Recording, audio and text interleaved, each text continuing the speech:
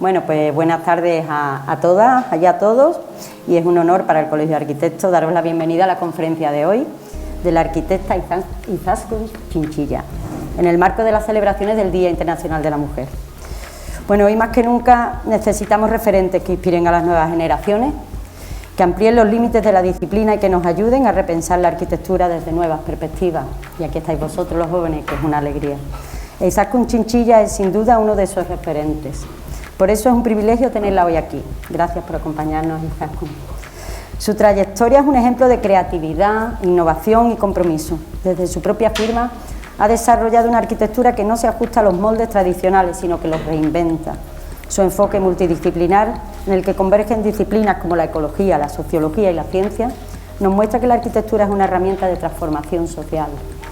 Su trabajo ha dejado una huella profunda en el ámbito académico y profesional, demostrando que la arquitectura debe evolucionar hacia modelos más inclusivos, más sostenibles y más humanos. Con obras que han sido reconocidas internacionalmente, Izaskun Chinchilla nos muestra que el talento y la visión de las arquitectas son esenciales para construir el futuro de nuestra disciplina. Su trabajo no solo rompe con lo establecido, sino que nos invita a cuestionarnos cómo queremos diseñar y habitar el mundo del mañana. Gracias, Izaskun, no solo por acompañarnos hoy y compartir su visión, sino por ser un ejemplo de que la arquitectura puede y debe ir más allá. Debe ser un reflejo de diversidad, de innovación y compromiso con el entorno.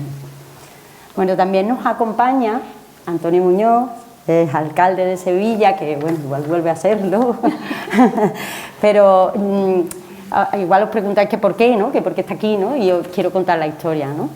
Yo, Antonio, ya lo conozco de hace un tiempo, yo lo sigo en redes, y una vez vi un libro que me sorprendió, que él recomendaba, y ponía La ciudad de los cuidados. Y digo, guau. Y entonces lo cogí, lo vi y lo leí. Entonces me pareció fascinante, me encantó, o sea, además creo que es un libro cercano, fácil, que te hace pensar, que te va rompiendo los esquemas poco a poco, no es, vas reconociendo y te va eso, ayudando a entender muchas cosas. Y entonces, bueno, cuando me enteré que tú venías, no pude más que llamarlo y decirle, tienes que venir, porque tienes que conocerla, porque gracias a él, de verdad que para mí fue un momento que cambió muchas formas de ver la ciudad, de entender la ciudad, porque siempre hablamos de la parte como la mujer, no sé qué, no, eso va mucho más allá, no tiene nada que ver, y yo creo que eso es lo que tenemos que hacer, no tener límites y superar hasta esos estereotipos, ni mujeres ni hombres, ¿no? La ciudad para todos, ¿no?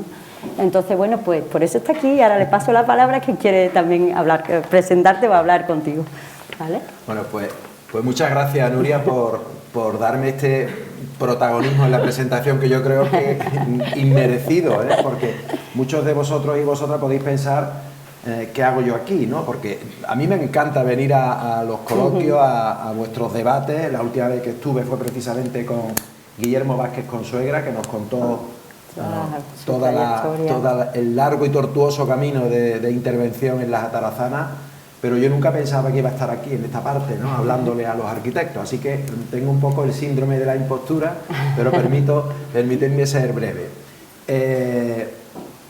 A Izaskun, fruto de un intercambio de libros que tengo con algunos arquitectos, uno de ellos está aquí, como es el caso de Javier, de Lugadero, donde normalmente, y con Reyes Gallegos y con otros arquitectas y demás, pues bueno, pues tenemos intercambio de algunos de papeles, documentos, reflexiones, y es verdad pues que este libro, recomendable para la ciudad de los cuidados, para quien no lo haya leído, pues totalmente recomendable, porque yo parto de una máxima, ¿eh?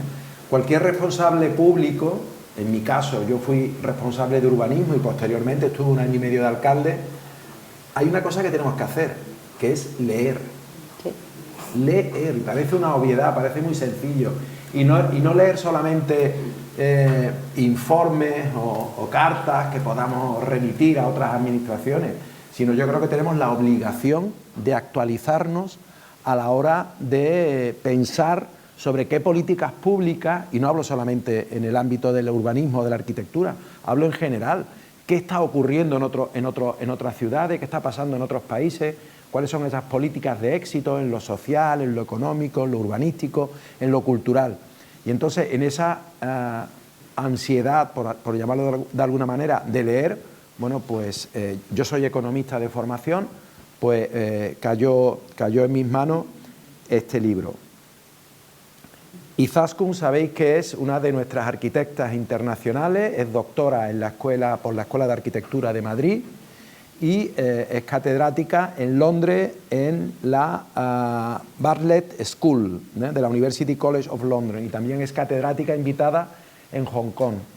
Y en 2020, más allá de sus intervenciones urbanísticas, más allá de sus intervenciones en edificios concretamente, pues a raíz de ese concepto de la ciudad de los cuidados, pues creo que ha habido como un punto de inflexión en tu conocimiento. Yo creo que lo podemos equiparar con otra persona que, siendo yo alcalde, tuvimos la oportunidad de tenerlo aquí en Sevilla y presentó el libro, que es Carlos Moreno, con la ciudad de los 15 minutos.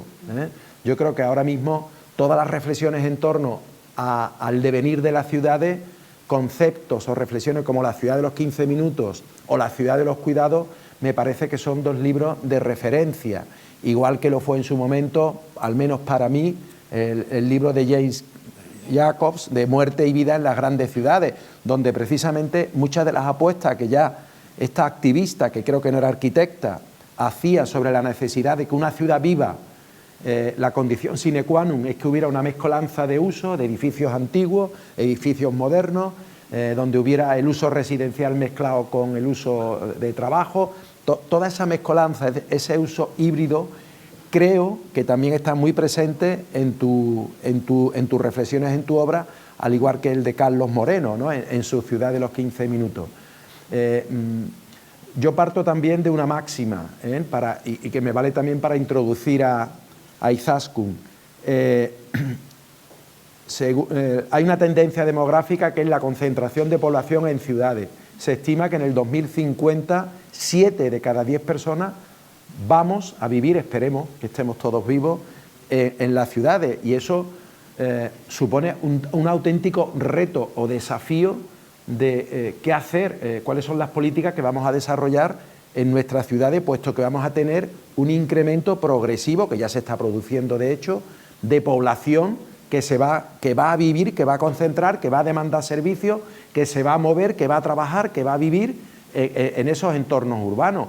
Y por tanto, eso nos obliga a que, más allá del desafío de la lucha contra el cambio climático, más allá del desafío de reducción de las desigualdades, más allá de lo que supone la transformación digital, el atender la demanda creciente de vivienda, desde el urbanismo creo que cabe una reflexión sobre el modelo urbanístico de nuestras ciudades, por supuesto el modelo arquitectónico, el propio uso de los materiales. Y en esta ciudad, con los golpes de calor que tenemos, sobre todo en los 3 meses de verano, también invita a reflexionar si tenemos que seguir interviniendo en los espacios públicos, en nuestras aceras, en nuestras vías, con los mismos materiales. Yo creo que el caso de Sevilla es un claro exponente. Bueno, pues con todos esos desafíos que tenemos las ciudades en general y Sevilla en particular para los próximos años, pues Izaskun viene, y es un poco la filosofía o lo que yo extraigo de su libro más que recomendable, es que frente a ciudades entendidas como espacios productivos, donde el espacio se ocupa mayoritariamente o preferentemente para producir, para que tenga una rentabilidad económica, ella aboga por la ocupación del espacio con lo que ella denomina la ciudad de los cuidados. Es decir, que frente a una ocupación normalmente, o una ciudad pensada por el hombre, varón, bien situado, sano y blanco, pues tener ese uso híbrido de ocupación de las ciudades. Porque no es menos cierto que el modelo urbanístico imperante, y lo sabéis vosotros y vosotras, es tener una ciudad muy zonificada. Aquí trabajas, aquí vives, aquí te diviertes, aquí vas a correr, aquí vas a hacer deporte. Y claro, cuando tú tienes una ciudad zonificada con esa fragmentación, eso obliga a moverte fundamentalmente con el coche privado. Entonces, si tenemos y ahora tiro del concepto de la ciudad de los 15 minutos, si tú en un radio de 15 minutos tienes tu ambulatorio, tienes tu biblioteca, tu centro de salud, tu sitio para hacer deporte y no sé cuántos servicios más, pues seguramente esa concepción de ese tipo de ciudad, de ese tipo de urbanismo, pues va a limitar la necesidad de desplazamiento internamente en las ciudades. Bueno, pues digamos que no sé si llamarlo confrontación, pero de una ciudad pensada como un espacio productivo frente a una ciudad denominada de los cuidados, donde no haya esa preferencia del uso productivo, es la filosofía que subyace en este libro. ¿Y cómo hacer esa transición de un modelo de ciudad hacia otra?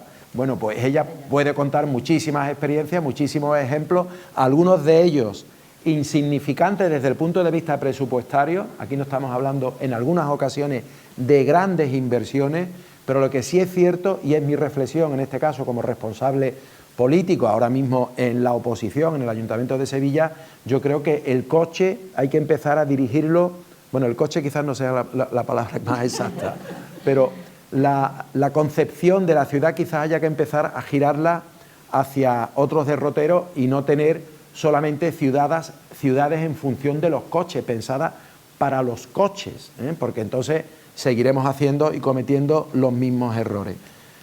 Yo creo que, en fin, que tú vas a poner seguro, vas a desarrollar esta filosofía muchísimo mejor y podrás poner muchos ejemplos que a nosotros nos dé pautas y nos anime a que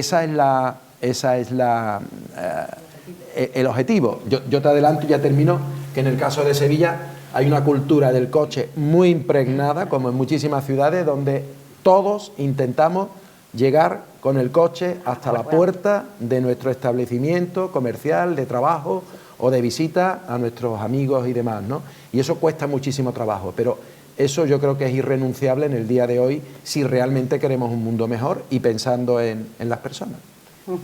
Pues...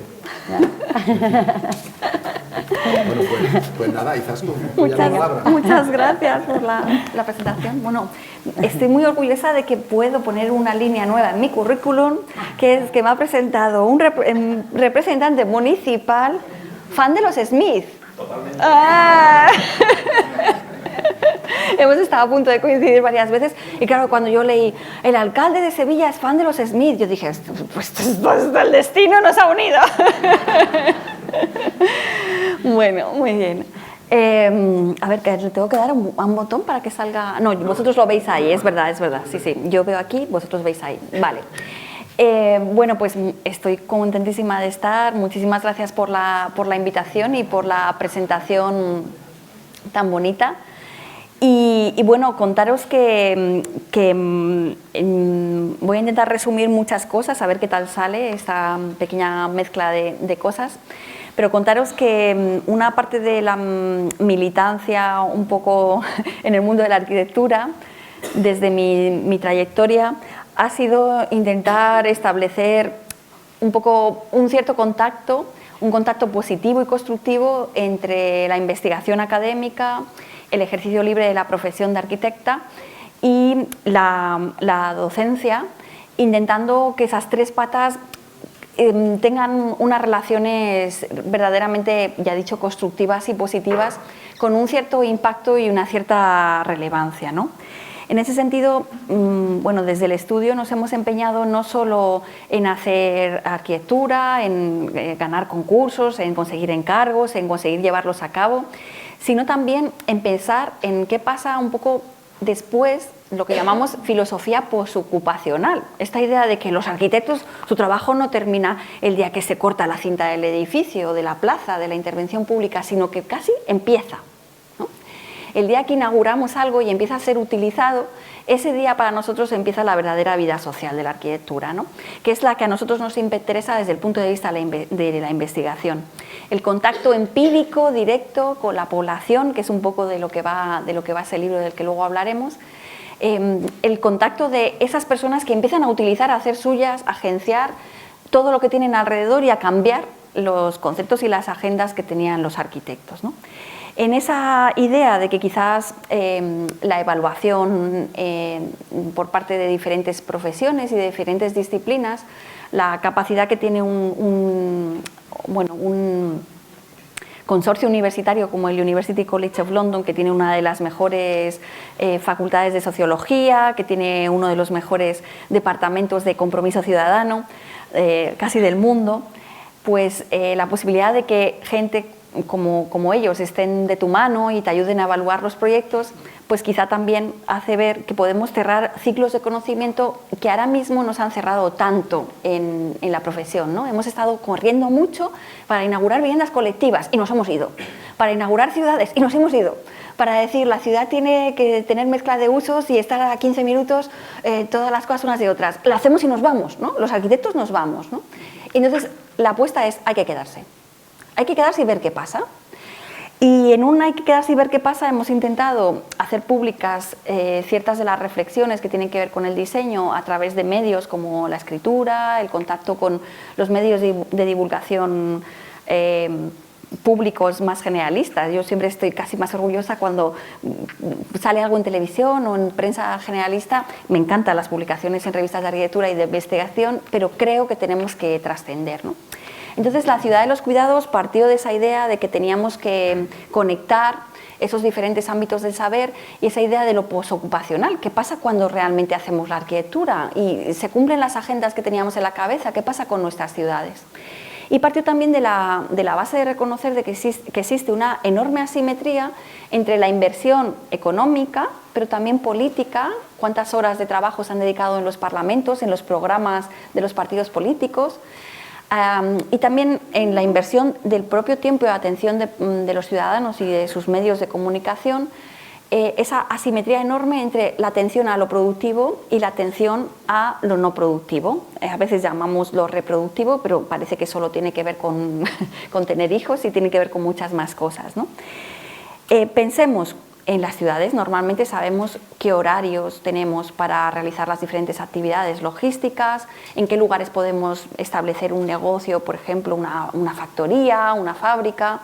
Tenemos establecidas muchas normas para la publicidad y, sin embargo, la mayoría de las ciudades no tienen ninguna protección ni tienen claro, porque no lo recogen en sus normativas y regulaciones, si, por ejemplo, la alcaldía tiene que dotar de espacios de ocio protegidos de la intemperie meteorológica.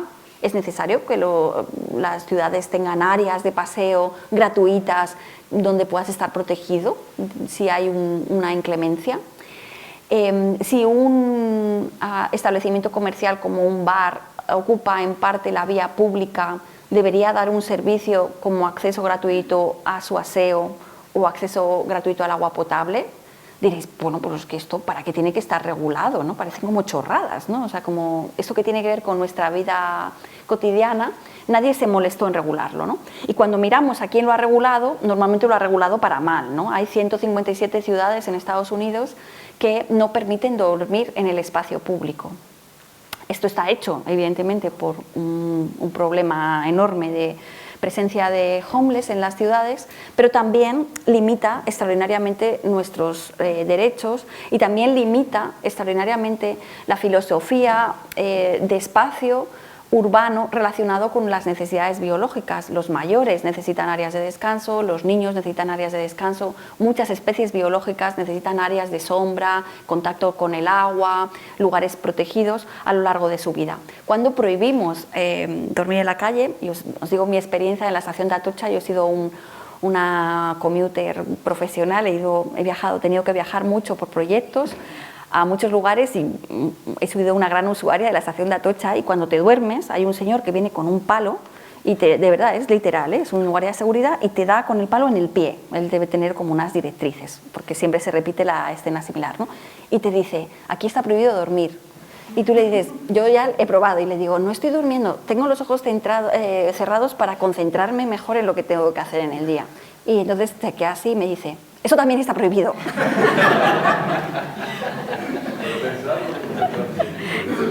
Tener los ojos cerrados en la estación de Atocha, ¿no? Entonces, claro, es una situación digamos que dantesca, ¿no? Donde a un señor, pobre señor, tú le has puesto en un aprieto enorme porque tiene que dirimir en si tienes los ojos cerrados, estás haciendo algo ilegal, ¿no? Bueno, digo esto riéndome mucho, pero realmente es muy dramático, ¿no? Porque hemos considerado en un momento dado que porque en un lugar lejano de nuestras tierras tengan un problema relativamente difícil de lidiar con los homeless, luego hablaremos de ciertos números también, lo adelanto. De tener a un homeless en Estados Unidos, llevarle a la cárcel una noche, meterle en el calabozo, otorgarle un abogado de oficio y sacarle al día siguiente, porque es todo lo que la legislación permite, cuesta aproximadamente $680. Ese dinero invertido en vivienda pública es muchísimo menos costoso para las arcas del Estado. Y ataca el problema desde otra perspectiva, ¿vale? Entonces, bueno, pues de todas estas constataciones que habían ido surgiendo a lo largo de nuestros años de ejercicio profesional, de esta especie como de situación siempre catastrofista, en la primera conversación con alcaldías, donde nosotros decíamos, y queremos hacer sillas plegables para que la gente pueda descansar donde quiera. Y decía, pero para nosotros somos mediterráneos, eso en Noruega funcionaría, pero aquí enseguida lo vandalizarían, ¿no? Y entonces nosotros decíamos, bueno, creemos que no, pero en España ser pesimista es gratis, no tienes que demostrar nada, pero ser optimista tienes que traerte como un equipo de investigadores de Londres para que te crean. Y dijimos, traigámoslo. Bueno, y de todo esto surgió este libro que tiene dos partes. En la primera parte intentamos reflexionar sobre qué perdemos cuando focalizamos nuestra inversión económica, política, de tiempo, de recursos sociales a lo productivo. ¿Por qué es tan importante? Cómo empezamos a repartir los derechos en la ciudad de forma muy desigual. Vamos a entrar con ejemplos concretos. Y en una segunda parte donde con 8 transformaciones muy pequeñas de la ciudad, operando solo en lo que podríamos llamar la capa blanda, una capa que tiene que ver con las normas que nos ponemos, con dónde colocamos los cajeros automáticos, los pasos de cebra, la iluminación, que es muy barata de cambiar sin entrar en lo infraestructural. Podemos acercarnos en ciudades mediterráneas como la nuestra, que son ciudades continuas, con una buena mezcla de usos, que se pueden andar de norte a sur, sin grandes interrupciones y barreras urbanas. Podemos acercarnos a una ciudad que satisfaga las necesidades biológicas, personales, las necesidades un poco de el ser corresponsable del cuerpo y el cuidado de los demás y las necesidades de contacto con el medio ambiente. Entonces, yo he querido organizar un poco, es una organización que le hemos dado a bastantes conferencias, cambiando mucho los proyectos, las hipótesis, pero siempre me gusta contar que encima de la mesa del estudio hay proyectos que van cambiando, pero también hay unas apuestas de investigación a medio y largo plazo que tienen que ver con 3 áreas de desarrollo, ¿no? El área social, el área ecológico y lo que llamamos aproximación crítica a la tecnología, que creemos que es muy necesaria en arquitectura. Y hemos intentado que esas preguntas que nos hacemos a largo plazo y que hemos intentado responder en diferentes tipos de obras, vayan teniendo una respuesta un poco pausada, ¿no? Intentamos subir de esa emergencia continuada de tenemos que apagar fuegos, tenemos que hacer entregas, tenemos que solventar los problemas en obra y queremos dar lugar a libros como La ciudad de los cuidados o como El capital bienestar, que estamos preparando ahora, precisamente con ejemplos y que nos permiten evaluar ¿Cuánta de razón tienen los estereotipos con los que se mueven las promotoras, los ayuntamientos, las concejalías, las escuelas de arquitectura, algunos despachos, ¿no? y empezar a ver qué cosas pasan que son distintas a lo que pensábamos, ¿no? Entre esas hipótesis, una de las que tenemos es que los usuarios tienen una gran capacidad para transformar los espacios que tienen alrededor y se pueden hacer arquitecturas y urbanismos inacabados donde ellos sean responsables de la organización final del espacio, ¿no? Esto de convertir a los usuarios en hacedores prácticos del espacio lo hemos probado de diferentes formas. Esta es Sala VIP Arco, donde en 2016 le convencimos al Corte Inglés que quería hacer product placement, ¿no? Colocar sus sillas y sus mesas, las que vendía, para que la vieran los visitantes de Arco. y les dijimos, los visitantes de Arco muchas veces son gente que tiene capacidad de fabricar y hacer cosas. Dejémosles que ruede esa imaginación proyectada sobre vuestro producto y transformamos una mesa en un elemento parcialmente reciclado, fabricando biombos con escaleras de mano y carpinterías desechadas, y con 200 tablas de cortar, algunas recicladas y otras no, hicimos esta mesa para consumir la gastronomía que iban a servir de una forma distinta, ¿no? Consumir tapas, poder sentarte en un gran sofá hecho con 200 cojines, poder encontrar tu rincón, llegar a un negociado de te vendo este cuadro, pero vender y comprar como se compra y se vende en una casba, ¿no? Aprendiendo precisamente de las ciudades del mundo donde se negocia comiendo, que siguen siendo muchas, entre las que tenéis el honor de estar, ¿no? Bueno, y lanzar este mensaje, ¿no? De esto que estás visitando lo podrías haber hecho tú, y esa escalera de mano que podrías desechar podría tener una segunda vida, ¿no? Hablando para artistas. Cuando redactamos La ciudad de los cuidados, yo siempre hablo un poco en plural porque aunque redacto los textos yo, tienen que ver con experiencias muy colectivas. Partimos también de una de las premisas del libro, una de las propuestas que están en la segunda parte, era esa idea de a participar se aprende. Y los noruegos no tienen un ADN superior a los mediterráneos, ¿vale? No es que sean así como raza aria de la participación y el civismo, sino que empiezan a votar el presupuesto del parvulario cuando tienen 5 años y les preguntan con 5 y con 3 años, y usted señor y usted señora, ¿a qué quiere dedicar el 30% del presupuesto de su parvulario? ¿A hacer más excursiones, a mejorar el patio o a comprar más libros y juguetes? Y la gente empieza a practicar cómo participar bien, cómo quedarse contento. Oye, el primer año respondí excursiones y luego me arrepentí, ¿no? Pues empieza a practicar cuando tiene 3 años. Entonces hay un trabajo que tiene que ver con poner en práctica la confianza social y construir esa idea de lo cívico, que en sociología se llama el capital social, ¿no? Donde un señor como Robert Putnam, sociólogo, de repente un día dijo, bueno, pero si es que en las ciudades de Estados Unidos, donde la gente se va junto a la bolera y hay asociacionismo cívico, hay clubs de mariposas y clubs de debates, resulta que hay más transparencia económica y política, menos corrupción y más confianza en las instituciones. Y empezó a mirar esa correspondencia y dijo, el asociacionismo cívico genera prosperidad, transparencia burocrática e institucional y empresarial, y facilita la colaboración, pero el medidor de prosperidad es brutal, ¿no? Entonces es que ir juntos a hacer cerámica, algo tan sencillo como eso, elegir lo que queráis, una peña para la Semana Santa, lo que queráis, todo lo que sea asociacionismo cívico genera estructuras de transparencia y de prosperidad.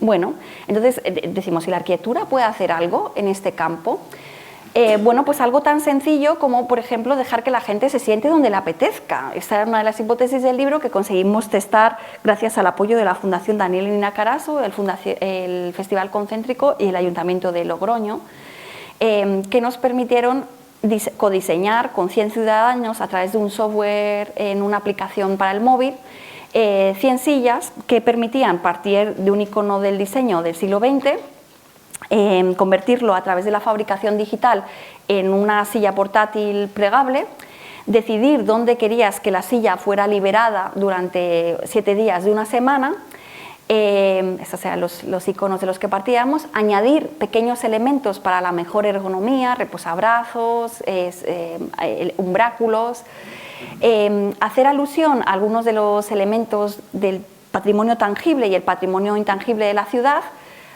En ese momento no había AI y nosotros no hemos aprendido a utilizarla para que nos haga los planos, así que es un proceso muy artesanal donde después de esa aplicación fuimos dibujando cada una de las sillas El sociólogo con el que hacemos la mayoría de los ejercicios de participación, Emilio Luque, nos dijo: sois muy ingenuos, seguramente no llegaréis a los 100 porque no habrá participantes suficientes. 550 ciudadanos de la región participaron y diseñaron sus sillas con elogios y guiños a Gonzalo de Berceo, a personajes de la ciudad que nosotros ni siquiera conocíamos y nos hicieron conocer. Y tuvimos a nuestros 100 padrinos elegidos, que os voy a intentar presentar algunos de ellos, ¿no? Esa fue la primera de las sillas liberadas en la ciudad, desarrollada por José Luis, un profesor retirado, experto en siglo XIX, que hizo en su silla alusión a algunos de los personajes y del patrimonio tangible de la ciudad construido en ese periodo, y que portaba su silla dando durante el Festival Concéntrico pequeñas charlas de James en homenaje a James Jacobs, donde contaba precisamente cómo la ciudad había tenido una importante transformación pasando de la almendra medieval a la extensión del XIX y el ensanche. O este es Wasif, un profesor de tendencias urbanas y diseño gráfico en el Instituto de Diseño de La Rioja, que decidió hacer esta silla azul con este umbráculo inspirado en una gorra, para intentar promocionar la práctica de cultura urbana, baile y pintura en graffiti por diferentes áreas de la ciudad. Y ese es un pequeño registro de las 550 participaciones, sus elecciones y cómo tuvimos que hacer cocina estadística para elegir esas 100 sillas que iban a ser liberadas en la ciudad durante una semana. Cada uno de los días iban a ser recogidas a las 8 de la tarde. Liberábamos a las 10, recogíamos las sillas a las 8 de la tarde y medíamos un poco por dónde se habían movido, porque era un ejercicio consultivo donde le preguntábamos a la ciudadanía cómo proponían establecer su área de bajas emisiones en la ciudad, y observábamos qué prácticas ciudadanas empezaban a emerger de la posibilidad de mover sillas, ¿no?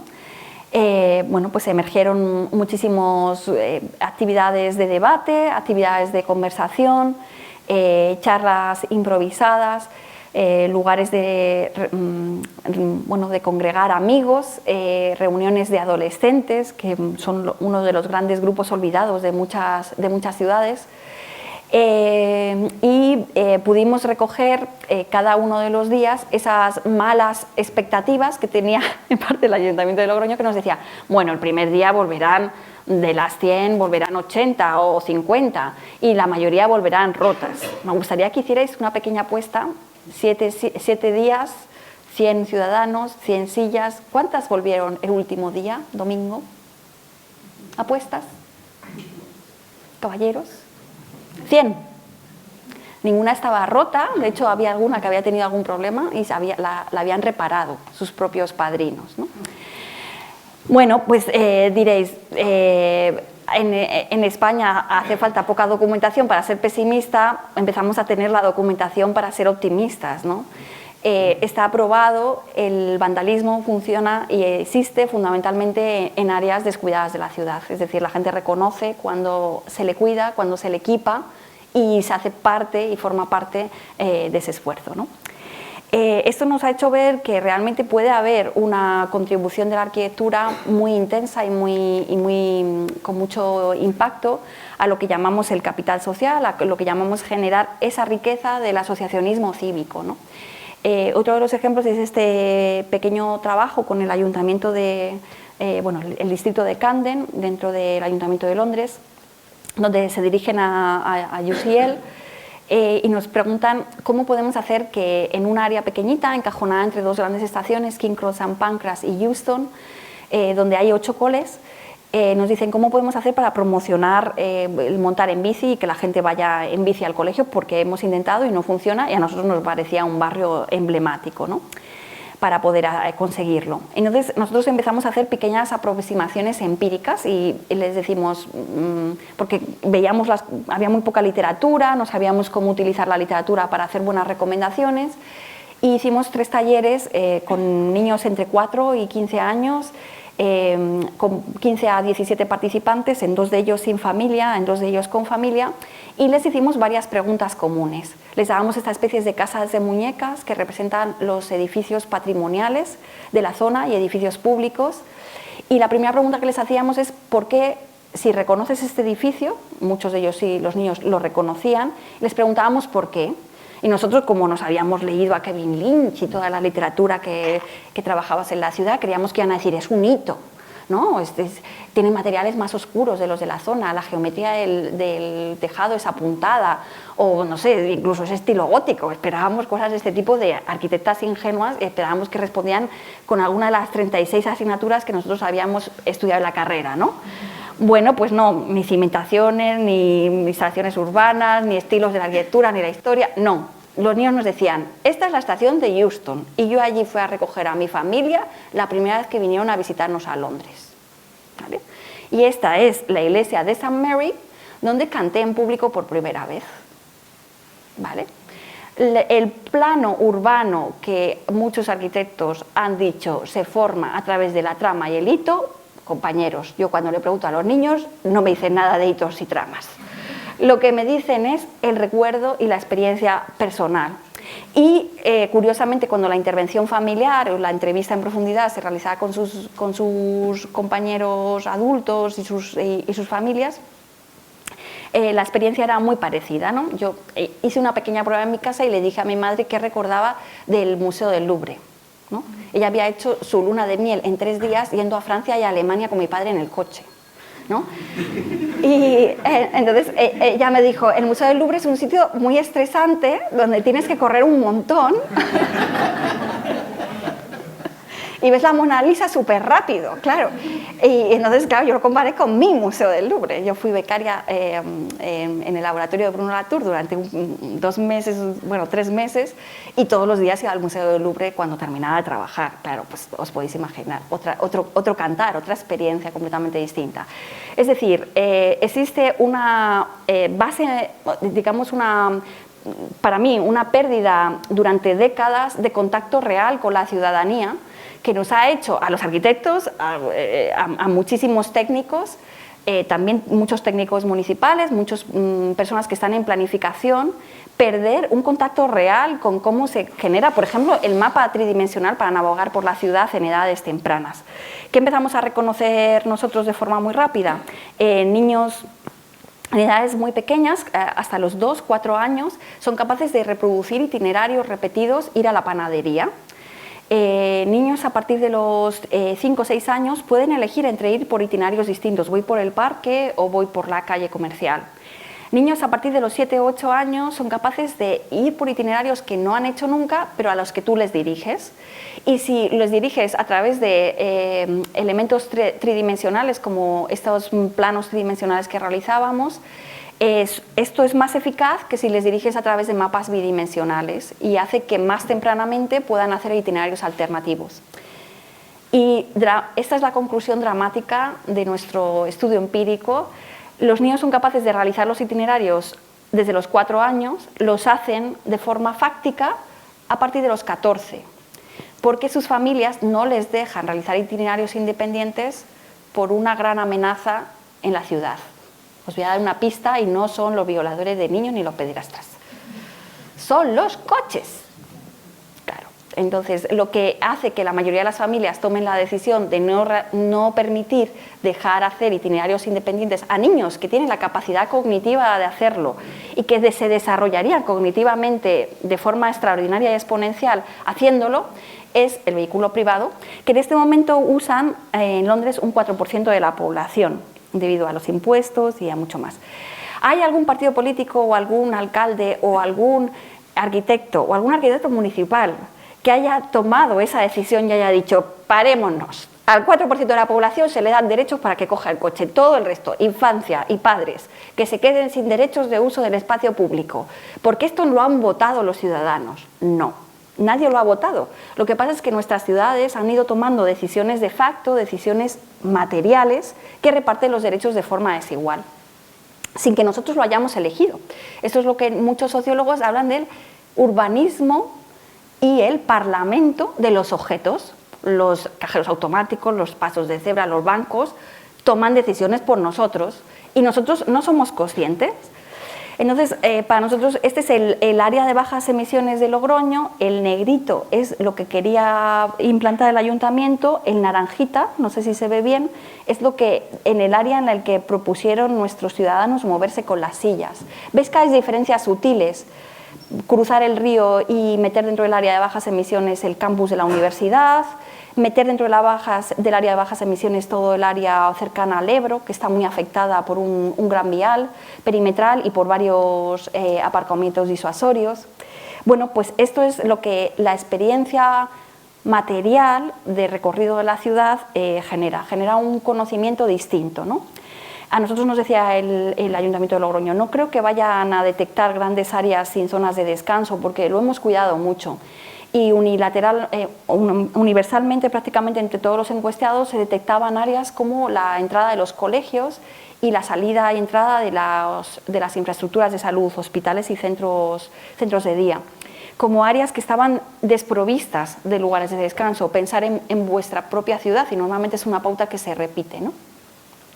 Entonces, vemos que hay una especie de vivencia latente que tiene que ver con la experiencia del que cuida en la ciudad, que no es fácil de capturar ni de recoger si no se hace en ese a pie de calle, ¿no? Esas son otras de las estructuras que hemos generado. Esa es lo que llamamos salones urbanos, son salones que intentan apoyar la biodiversidad. Este es un salón de descanso que te permite conectar el móvil, recargarlo, y está pensado para apoyar a las mariposas en su ciclo vital. Ubicado en un par de ciudades, tienen el ancho de un carril de coche, e invitamos a la población local también a que decidan mediante una aplicación web a moverlos por diferentes parking, diferentes áreas rodadas de la ciudad. Ese es otro pequeño salón urbano dedicado a los pájaros, donde normalmente los vecinos se implican muchísimo en cambiar el agua para que puedan asearse. Para los pájaros es muy importante poder asearse, y les van cambiando un poco el alpiste, las semillitas que van comiendo, y también se puede ubicar en diferentes lugares. Y esa es una pequeña guardería de plantas autóctonas, plantas que eran naturales en la zona, pero que no están utilizadas en la jardinería local, la jardinería municipal, y las comunidades de vecinos se implican en el riego, en el cuidado de esas pequeñas plantitas, ¿no? Bueno, entonces empezamos a ver cómo los arquitectos, las arquitectas, los planificadores urbanos sí podemos generar asociacionismo cívico, y es una parte de nuestra contribución a ese capital social. A mí me habían invitado a participar, bueno, un poco por el 8 de marzo, ¿no? Y el Día de la Mujer. Entonces también quería hablar un poco de otro de nuestros áreas de investigación, si queréis a medio o largo plazo, que tiene que ver con cuál es el patrimonio cultural femenino, y con cómo, desde mi punto de vista, luego podemos debatir. Creo que hay muchas partes de la cultura oficial de la arquitectura, de las escuelas de arquitectura, de los referentes que todos hemos utilizado en nuestra formación, que han ninguneado sistemáticamente ese patrimonio, ¿no? Y creo que a veces cuando le intentamos dar la vuelta a esa situación tampoco lo hacemos del todo bien, ¿no? Pienso en el Museo del Prado diciendo, esperen, que siempre pensábamos que todos los que pintaban en cuadros así muy grandes a los reyes eran señores, pero hemos encontrado que Sofonista, no me acuerdo del apellido siquiera, es una señora complicadísima, que resulta que estaba trabajando, era una mujer, y trabajaba en los grandes estudios de pintores del siglo de oro, ¿no?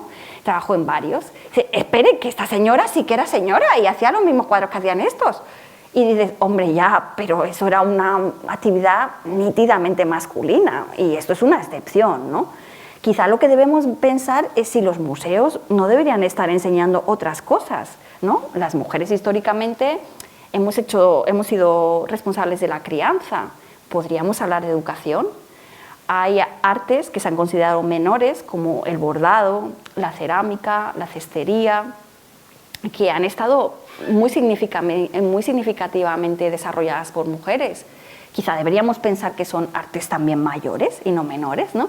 Esa es un poco la vuelta que quizá creo que todavía no estamos sabiendo dar, ¿no? No pensar en, anda, si hay chicas que han sido como chicos, ¿no? Qué bien, ¿no? Pues no, quizá hemos hecho otras cosas, pero quizá esas otras cosas también tienen un valor y deben estar puestas en el centro, ¿no? La gran sabiduría de generar un hogar y de entender que un lugar da la bienvenida y es cálido, eso lo han sabido hacer nuestras abuelas. Y creo que bueno, yo ojalá tuviera una 10ª parte de esa capacidad, ¿no? Entonces, bueno, pues uno de nuestros trabajos es buscar referentes femeninos en la historia perdida de lo que llamamos cultura material e intentar poner sobre la mesa su visión única y distintiva, ¿no? Ese es un espacio dedicado a Georgia O'Keeffe, una pintora que muchos conocéis, americana, que se dedicó a dibujar cuadros gigantes para flores que son muy pequeñitas, y decía, cuando alguien que normalmente mira un objeto pequeño en 2 segundos le dedica 2 horas, de repente ahí entra en el tempo de la naturaleza y el jardín, ¿no? Y mi trabajo es pararle y observar durante 2 horas algo a lo que normalmente le dedicas 2 segundos. Es una de las primeras personas que hizo un registro y una recopilación de los patrones del arte navajo, y que se preocupó de que el arte navajo fuera considerado como un arte mayor, ¿no? Esa es una intervención dedicada a Gertrude Jekyll, la primera persona que consiguió sintetizar el círculo del color y que era jardinera y diseñadora de paisaje, ¿no? Aparte de una excelente acuarelista, y donde pudimos bueno, establecer sus mismos criterios de plantación de paisajes en el ámbito británico y hacer 69 lámparas que combinaban los colores como ella lo solía hacer en el paisaje según las estaciones, para tener una especie de conversación vertical con Gertrude Jekyll que íbamos apoyando en diferentes puntos de esa escalera, ¿no? De una forma, si hemos hecho intervenciones temporales vinculadas a personas, ¿no? Quizá de una forma más psicológica, una aproximación más individual, también hemos querido hacer intervenciones que pensaban sociológicamente en el legado femenino a la cultura y la arquitectura, ¿no? Esta es una intervención para la Galería Nacional de Roma, donde recogimos el trabajo de 86 egresadas de la Escuela de Arquitectura Bartlett, las últimas 2 décadas, e intentamos ver en sus memorias y en sus dibujos cuántas referencias se hacían a 3 conceptos particularmente. Dentro del gineceo, las áreas femeninas, buscábamos referencias a la convivencia, al trabajo doméstico, a la levedad y la fragilidad, a la vulnerabilidad dentro del paisaje, en el área que llamábamos onsen. Buscábamos referencias a utilizaciones y empleos del paisaje donde no se alteraba el paisaje. El concepto de onsen japonés es: hago aguas termales y utilizo el paisaje de forma natural. Son pequeños recodos en ríos que existen, que se utilizan como equipamientos colectivos. Y buscábamos también referencias a lo que llamábamos el parlamento un poco de la calle, ¿no? Referencias a cómo se forma el asociacionismo, la relación con los vecinos, te doy un poco de sal, me falta azúcar, me puedes prestar, ¿no? Y buscábamos si realmente en sus escritos, en sus dibujos, en sus memorias, había una aparición de temas distintivos, ¿no? Y con ello configuramos estas esferas armilares donde se recogían esos dibujos que hablaban de estos temas y esos testimonios escritos en las paredes, ¿no? Dejando ver que sí que existe una cosmología de referencias a la que las mujeres se han prestado más, ¿no? Yo desconfío un poco de las estadísticas cuantitativas porque solemos mezclar un poco los 2 tipos de investigación, la cuantitativa y la cualitativa, pero si os tengo que decir que en los albores del pensamiento sostenible, allá por los años 80 y 90, el casi 86% de los primeros ensayos académicos que mencionaron la ecología y la sostenibilidad como un valor positivo fueron escritos por mujeres, que en ese momento eran una gran minoría en el ámbito investigativo y académico. Entonces, bueno, pues empezamos a ver que creemos que podemos tener un papel, ¿no? Un papel de también establecer una forma de liderazgo, de negociación amable. Yo tengo la confianza en que la escena, bueno, el conjunto de escenas que vimos hace poco entre dos señores, como muy enfadados, ¿no? Estos de Trump y Zelensky, ¿no? No sé, quiero pensar que podríamos hacerlo mejor, ¿no? Y que podríamos hacerlo mejor también a base de incorporar pues, más caras femeninas, ¿no? Entonces, bueno, compartir con vosotros que ese aspecto de la parte social vinculada a la mujer para nosotros es muy importante. Hay otros aspectos que creo que son propios de ese reconocimiento también de lo femenino, que tienen que ver con implicarse en una visión de la ecología donde el aspecto social, el aspecto medioambiental y el aspecto de la cotidianidad y la vida práctica diaria no están desvinculados entre sí, ¿no? Este es un pequeño proyecto en Corea. La ciudad de los cuidados fue no sé, para nosotros ha sido un revulsivo increíble porque nos llaman de muchos sitios para proyectos normalmente muy chiquititos, pero nos hemos dado cuenta que hay muchos problemas urbanos que se repiten a lo largo y ancho del mundo. En general, las plazas duras, de las que hemos sido tan defensores los arquitectos y las seguimos presentando a concursos y ganándolos con ellas y estando en jurados que las defienden, son un grandísimo problema de aceptación del cambio climático, son grandes potenciadores de la isla de calor y bueno, pues nos llaman de muchos sitios del mundo para intentar poner remedio en compañía de la población local a situaciones de pérdida de bienestar vinculadas a esas plazas duras, ¿no? Este es el caso de Anyang, es una pequeña ciudad en Corea, muy cerquita de Seúl, a 25 kilómetros. Lo que pasa es que aquí una pequeñita ciudad es de 1,5 millones, pero Seúl tiene 25 en este momento, os tenéis que hacer un poco la escala, ¿no? Y es un lugar donde el ayuntamiento tenía la duda de continuar con esta especie de política de pavimentación, y había una comunidad local que quería defender este pequeño residuo de parque, porque era un parque donde se realizaban dos prácticas cotidianas muy características: andar descalzo, y hay unas hormigas que son muy cabezonas, con la cabeza muy grande, que solo las hay en este área de Anyang. Y veis aquí un poco esta duda, ¿no? De dónde pavimentar, si seguir o si parar, ¿no? Y entonces, bueno, nos propusieron hacer una intervención con la comunidad y bueno, pues descubrimos los beneficios de lo que en las terapias pijas se llama el earthing, que es andar 30 minutos descanso todos los días, que de forma ancestral se realiza en este área de Corea. Y descubrimos que evidentemente la presencia de esas hormigas no era coyuntural, tiene que ver con una tierra muy oxigenada, porque no se pisa, no se compacta, se mueve de forma diaria. Hay una pequeña comunidad de unas 200 personas, solo se practica al atardecer, y les hicimos esta intervención con ruedas de camión y coche forradas con un textil francés maravilloso, donado porque es segunda calidad y defectuoso, para que pudieran dejar los zapatos debajo del asiento, compartir su experiencia y generar, porque es gente muy mayor, generar un poco un club de diálogo sobre los beneficios de esta práctica y depositar una serie de libros en un área de crossbooking para poder preservar prácticas de bienestar ancestral en este área, ¿no? Nos basamos para la configuración de esos elementos, que se cosieron con artesanas locales, en una técnica de patchwork que se llama el bokaji, que diferencia un poco el hanbok, el kimono tradicional coreano, del kimono, la yukata, el kimono japonés. La yukata está hecha de una pieza, el hanbok, Corea ha sido un país relativamente pobre comparado con Japón, y el hanbok está hecho por patchwork, de tal forma que se puede reparar, ay, Dios mío, que me voy a cargar esto, reparar el área del cuello y el área de los puños, porque el hanbok se heredaba y normalmente se usaba hasta 100 o 120 años, hay algunos registros de hanbok, ¿no? Porque se podía reparar.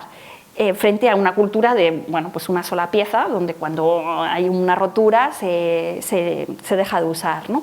Entonces las mismas artesanas que normalmente hacen el hanbok también para envolver regalos, con este punto toxon tan característico, fueron las que nos pudieron coser estas donaciones de tela que forran estos elementos, ¿no?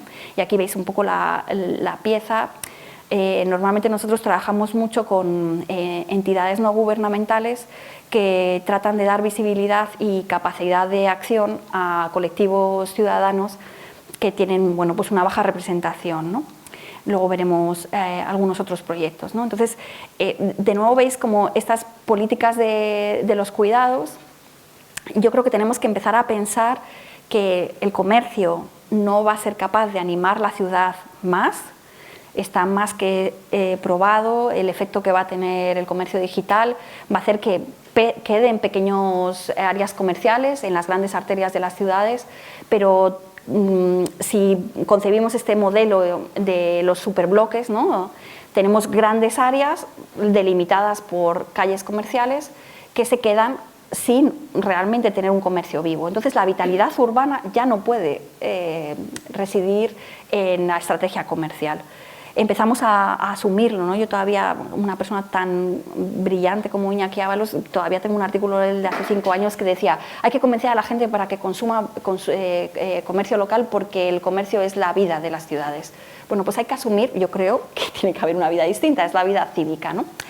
Y eso parte para mí también de lo que llamamos entender que hay arquitectura que ya está ahí cuando nosotros llegamos, ¿no? Que no tenemos que construir todo, que hay como un mundo lleno, ¿no? Esto es algo que también en economía se ha llamado el paradigma del mundo lleno, ¿no? Había esa idea de, y la actividad comercial tiene que llenar porque está vacío, no hay. No, sí que hay. Vayan ustedes a una pinacoteca y vean qué pasaba antes de que existiera el vehículo y antes de que hubiera negocios en las calles.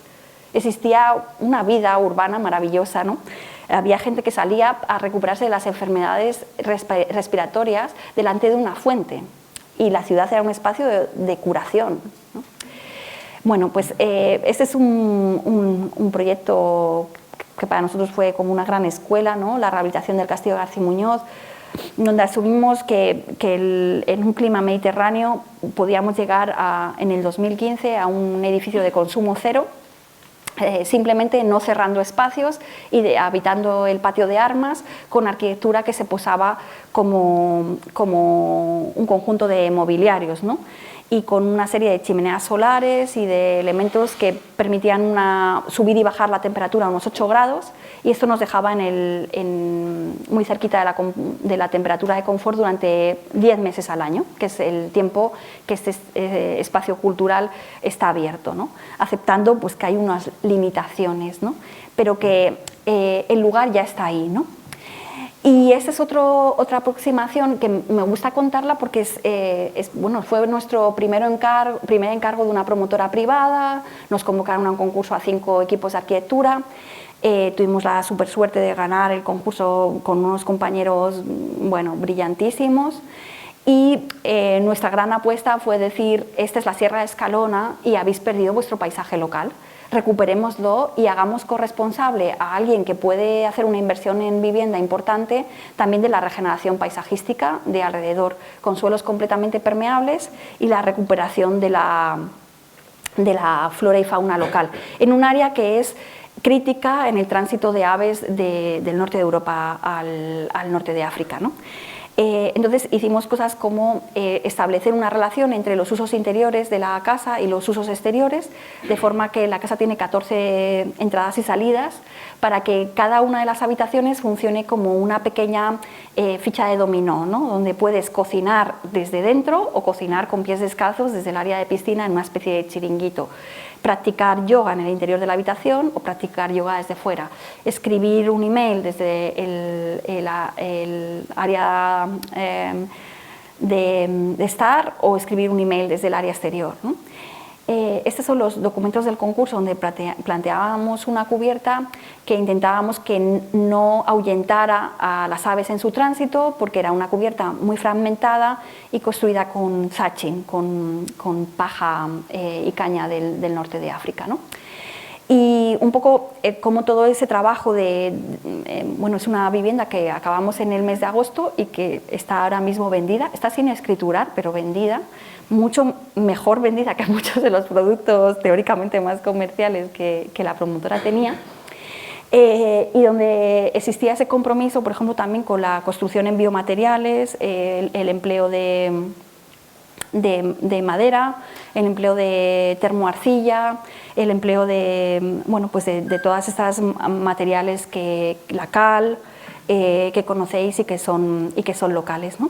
Y esta concepción un poco de la ficha de dominó, ¿no? Las mismas funciones que ocurren fuera ocurren dentro, la misma inversión que ocurre dentro ocurre fuera, no es equiparable, pero bueno, es un 35% del presupuesto dedicado al tratamiento, a la reconstrucción del paisaje. Y donde veis cómo existe esa especie como se completa el programa del dormitorio o el baño principal con un área de aromaterapia natural. Os he traído como una mezcla de dibujos con fotografías. Aquí veis el proceso constructivo donde apostamos por la madera como el gran material estructural del interior, aceptando que podría haber un cinturón de acero para que no hubiera madera expuesta al exterior y también para producir un aligeramiento del 30%. Esto es lo que nosotros nos pensamos mucho los sistemas constructivos que empleamos y intentamos, bueno, pues decir, pues quizá el acero, si me sirve para ahorrar un 30% de madera, aunque la madera parezca muy buena, es uno de los objetos de consumo que más disparidad tiene. Ahora mismo en Noruega se consume 1,5 metros cúbicos anual por habitante, en África no llega al 0,05 metros cúbicos anuales, no existe el consumo de madera a título individual, es decir, es un gran desigualador mundial el consumo de madera. Y bueno, veis un poco como todas esas, pensamos que incluso ahorrar madera también a veces es importante, y veis como todas esas políticas de materiales de bajo impacto generan también un espacio donde hemos intentado desarrollar hasta 8 terapias de bienestar activas, entre ellas, por ejemplo, la presencia de iluminación natural en 3 niveles, que se van distinguiendo. Un nivel superior donde la ventilación cruzada no se nota en la piel, no notas la brisa, que es el nivel de arriba del todo. Por ejemplo, si estás con hojas o leyendo o cocinando y no quieres notar brisa, puedes abrir la parte superior. Un nivel que son las ventanas altas, donde abres, hay ventilación cruzada. Hemos conseguido una no dependencia del aire acondicionado, que normalmente se usa hasta 9 meses en esta zona y estamos usándolo 40 días al año. Y en esa ventilación superior de las ventanas se nota la brisa y hay ventilación cruzada que se nota, y luego la separación de todos esos elementos del área de vistas, ¿no? Hay zonas de ventana que son para cada una de esas cosas, y con todos los espacios exteriores de protección con textiles, de protección con cortinas de bambú, ¿no? Y bueno, el área de cocina, que veis esta idea se cocina desde dentro y desde fuera. Para nosotros esto también sirve un poco para derribar esas fronteras un poco como de las chicas locas estas que piensan cosas utópicas que luego no son comerciales y no se pueden vender. Bueno, pues no lo hemos hecho tan mal. Cuando un promotor privado nos ha pedido una casa, la hemos hecho y se ha vendido, y además, bueno, pues hemos sacado las 5 hojas de verde que era la primera vez que se conseguía en la Costa Blanca, ¿no?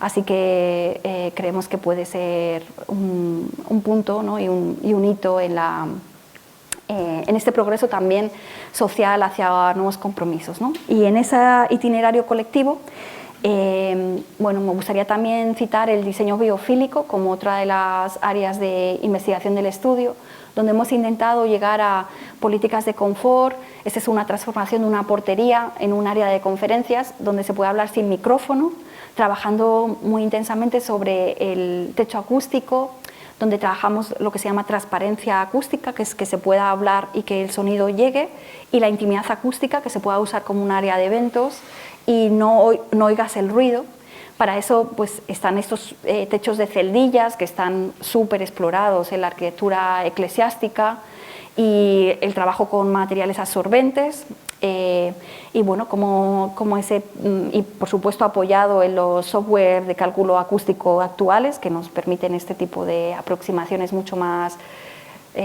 próximas, más exactas, ¿no?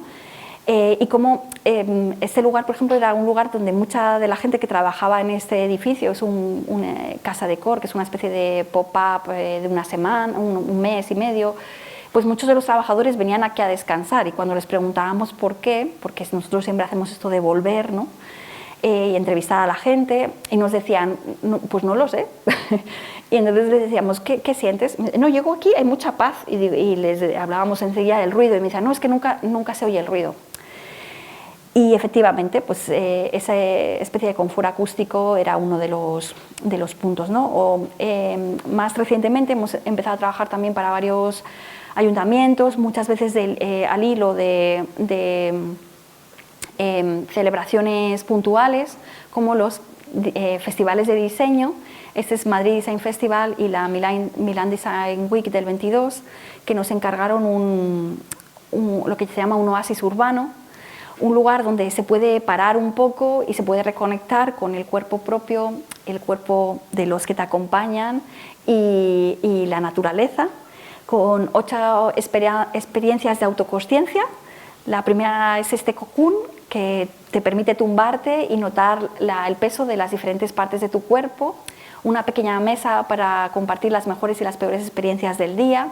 Las experiencias van siendo cada vez más sociales, un pequeño área de lectura de poesía donde se pone sobre diferentes mesas los mismos poemas y se invita a la gente a que sonría a la persona que tiene enfrente, un tangram de agua que invita a hacer una imagen bella, a tomarle una fotografía que te acompañe durante el día, un banco para contar un secreto a la persona que te acompaña, una pequeña silla para escuchar el canto de los pájaros, unos columpios que están probados que son el mejor remediador de los atascos creativos. Cuando tengáis un problema y no sepáis cómo atacarlos, iros a columpiar. Hay una neurocientífica maravillosa, Nazaret Castellanos, que da razones para todo esto, y lo habéis probado todos, a que a las 3 de la mañana tumbado el mundo se pone muy negro, ¿no? Uno se levanta, ¿no? Y la posición bípeda hace que todo pensemos, tengo el control, lo puedo solucionar. Bueno, pues nunca intentéis resolver ningún problema tumbado, pero sí columpiaros un poco, ¿no? Bueno, veis un poco diferentes experiencias, ¿no? En estas pequeñas experiencias, este es Madrid, el área de Milán tenía un área exterior de comida y disfrute picnic, tenía mucha más luz natural, pero las experiencias que se plantearon fueron bastante similares, ¿no? Normalmente también, bueno, este tipo de experiencias y esta filosofía postocupacional nos permite hacer entrevistas en profundidad, estadísticas. Este espacio tuvo 2000 visitantes en una semana y bueno, pues aproximarnos a cuáles pueden ser los espacios de remediación frente al cambio climático en áreas urbanas, ¿no? Y bueno, pues muy brevemente daros también un paseo por otros proyectos que han sido muy importantes para nosotros, para cerrar esta parte que para nosotros es también uno de los capítulos pendientes de la disciplina arquitectónica, que es aproximarnos con más capacidad crítica a la tecnología, ¿no? Yo cuando estudié en la Escuela de Arquitectura de Madrid nos decían, Holanda, bueno, Holanda es lo mejor, ahí están todos los arquitectos buenos haciendo cosas increíbles. Y claro, luego también está pues, Le Corbusier, y luego también está Suiza, y luego está la prefabricación, que la prefabricación es lo máximo, ¿no? Y entonces luego uno acababa la carrera y decía, pues la prefabricación, Holanda, Suiza, Le Corbusier, y te miras la estadística del Ministerio de Industria y dice que en España el 92% de las empresas constructoras tienen 2 o 3 empleados o menos. Es decir, España es un país de ñapas, ¿no? Entonces nos enseñan como una cosa de prefabricación y luego salimos a la calle y de repente está un herrero que tiene un taller muy bonito con otros 2, que además ha comprado una CNC, o sea que el hombre hace sus pinitos, ¿no? Pero eso es una cosa medio artesanal, ¿no? Eso prefabricado no es, ¿no? Entonces, para nosotros es muy importante reivindicar este sur europeo, ¿no? Donde vienen las grandes marcas comerciales como Louis Vuitton a ver cómo se hace en Ubrique, cómo se trabaja el cuero, ¿no? Y nosotros los arquitectos estábamos mirando a Holanda, así como qué bien lo hacen allí. Bueno, pues igual hay que empezar a mirar a Ubrique, ¿no? Y cómo se hace aquí, no cómo se hace allí. Y bueno, pues en ese sentido nosotros hemos ido desarrollando toda una defensa de la construcción a mano, ¿no? Primero, bueno, yo no sueldo muy bien, pero sueldo, que no está mal.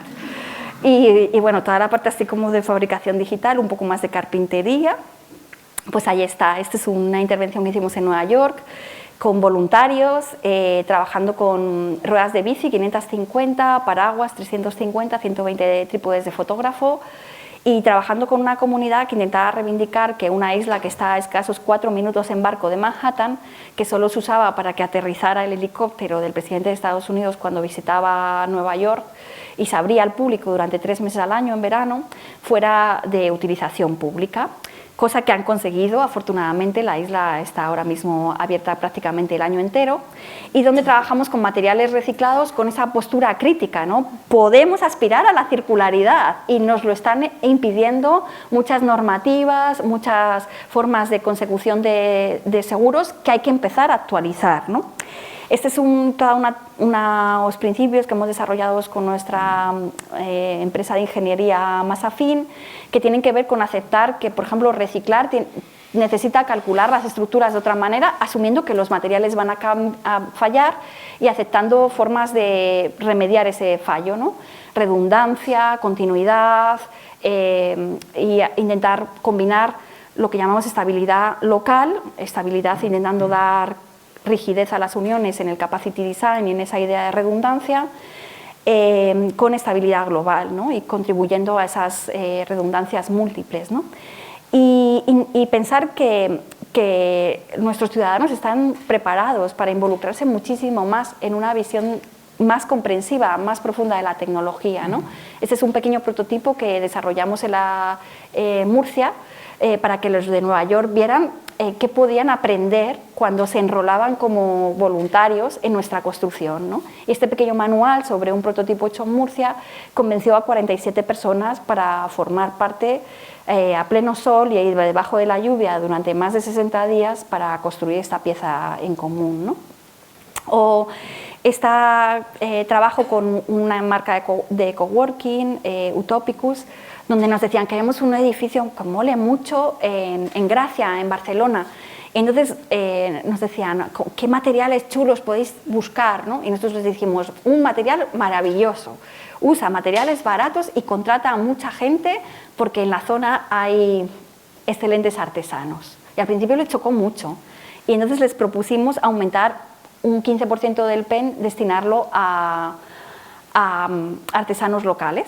Y entonces pues hicimos una barandilla de escalera bordada a mano.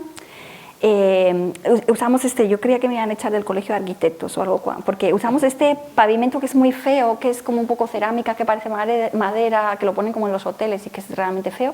Costaba 8 euros el metro cuadrado. Y entonces hicimos como un dropping, así como tirar pintura con un señor que pintaba increíble, ¿no? Y nos quedó como, a mí me mola y a la gente le gusta las que va, ¿no? O esto que es como con cinta de pintor y cestería, ¿no? Y papel pintado. Eso nos gusta porque de repente hemos descubierto, veis que el textil lo estamos usando e intentando generar un expertise del uso del textil en arquitectura. Nos gusta porque en cuanto lo prescribimos de repente aparecen mujeres en las obras, ¿no? Y el bordado pues nos pasa un poco lo mismo. Bueno, y veis este trabajo, ¿no? Bueno, pues quizá no seamos Holanda, ¿no? Pero de repente un fratasado o un revoco con un perfil un poco cuidadoso no te lo hacen en todos sitios. En España, en Portugal, en Italia sí, ¿no? Bueno, pues nos quedamos con eso, ¿no? Y cómo todo esto ha llevado como a la valoración de la fragilidad y la reversibilidad, ¿no? Que es la expresión de la vulnerabilidad en tecnología, ¿no? Que quizá no necesitamos. A mí siempre me dicen, esto no es arquitectura, porque es temporal, ¿no? Y todavía hay muchas revistas de arquitectura, no quiero citarlas porque las conocéis todos, que no publican arquitectura temporal, ¿no? Bueno, toda la arquitectura es temporal, dura 50 años, dura 500 años, a veces dura 500 años y no debería durar 500 años, pero toda tiene una fecha de caducidad. Y ser consciente de ello creo que es fundamental, ¿no? Y bueno, os quería dejar con este proyecto, que es una de los que más ilusión me hace en el territorio de Andalucía, cruzar los dedos porque el ayuntamiento está sacando la licitación de la forma más complicada posible, con muchísimas... Bueno, con una de repente nueva asociación con la empresa Sando, yo me estoy como volviendo loca porque ya no sé qué va a pasar ni cómo va a ser, pero parece que seguimos adelante con un proyecto que ganamos en un concurso público en el 2018 para hacer el camping del Caminito del Rey, y donde propusimos una construcción completa en biomateriales, de forma que en el caso de que en este área de monte público se abandonara cualquiera de los elementos de los 5.000 metros cuadrados de equipamientos comunes y alojamientos que se van a hacer en la zona, pues no supusieran un daño medioambiental, ¿no? Entonces desarrollamos pues toda esta política de construcción con tierra prensada, con caña del norte de África y la costa andaluza, con estructuras de madera reversibles y con sistemas de acondicionamiento de la topografía traídos de la ingeniería forestal, como el muro Kreiner, que es esta técnica de hincar castaños que también la hemos usado en Orihuela, o los biorrollos, formas de trabajo completamente permeables con el suelo. Y bueno, pues que nos dieron ese premio y que esperamos poder defender posteriormente en una construcción. Afortunadamente tenemos ahora varias marcas de empresas que se suman a estos modelos de glamping más ecológico. Estamos trabajando con la empresa Ojai y bueno, pues creemos que existe también un nuevo modelo de comprensión de un paisaje que no solo puede preservar, sino que puede regenerar, porque este era un área que había sufrido varios incendios y en el que se había establecido un pilar de repoblación que había acabado con el modelo tradicional de paisaje local, caducifolio, muchísimo más rico en especies, donde no había eucalipto ni pino, donde el suelo tenía mucha mayor calidad y donde este espacio sirve precisamente para poder invertir y mantener esos recursos, ¿no?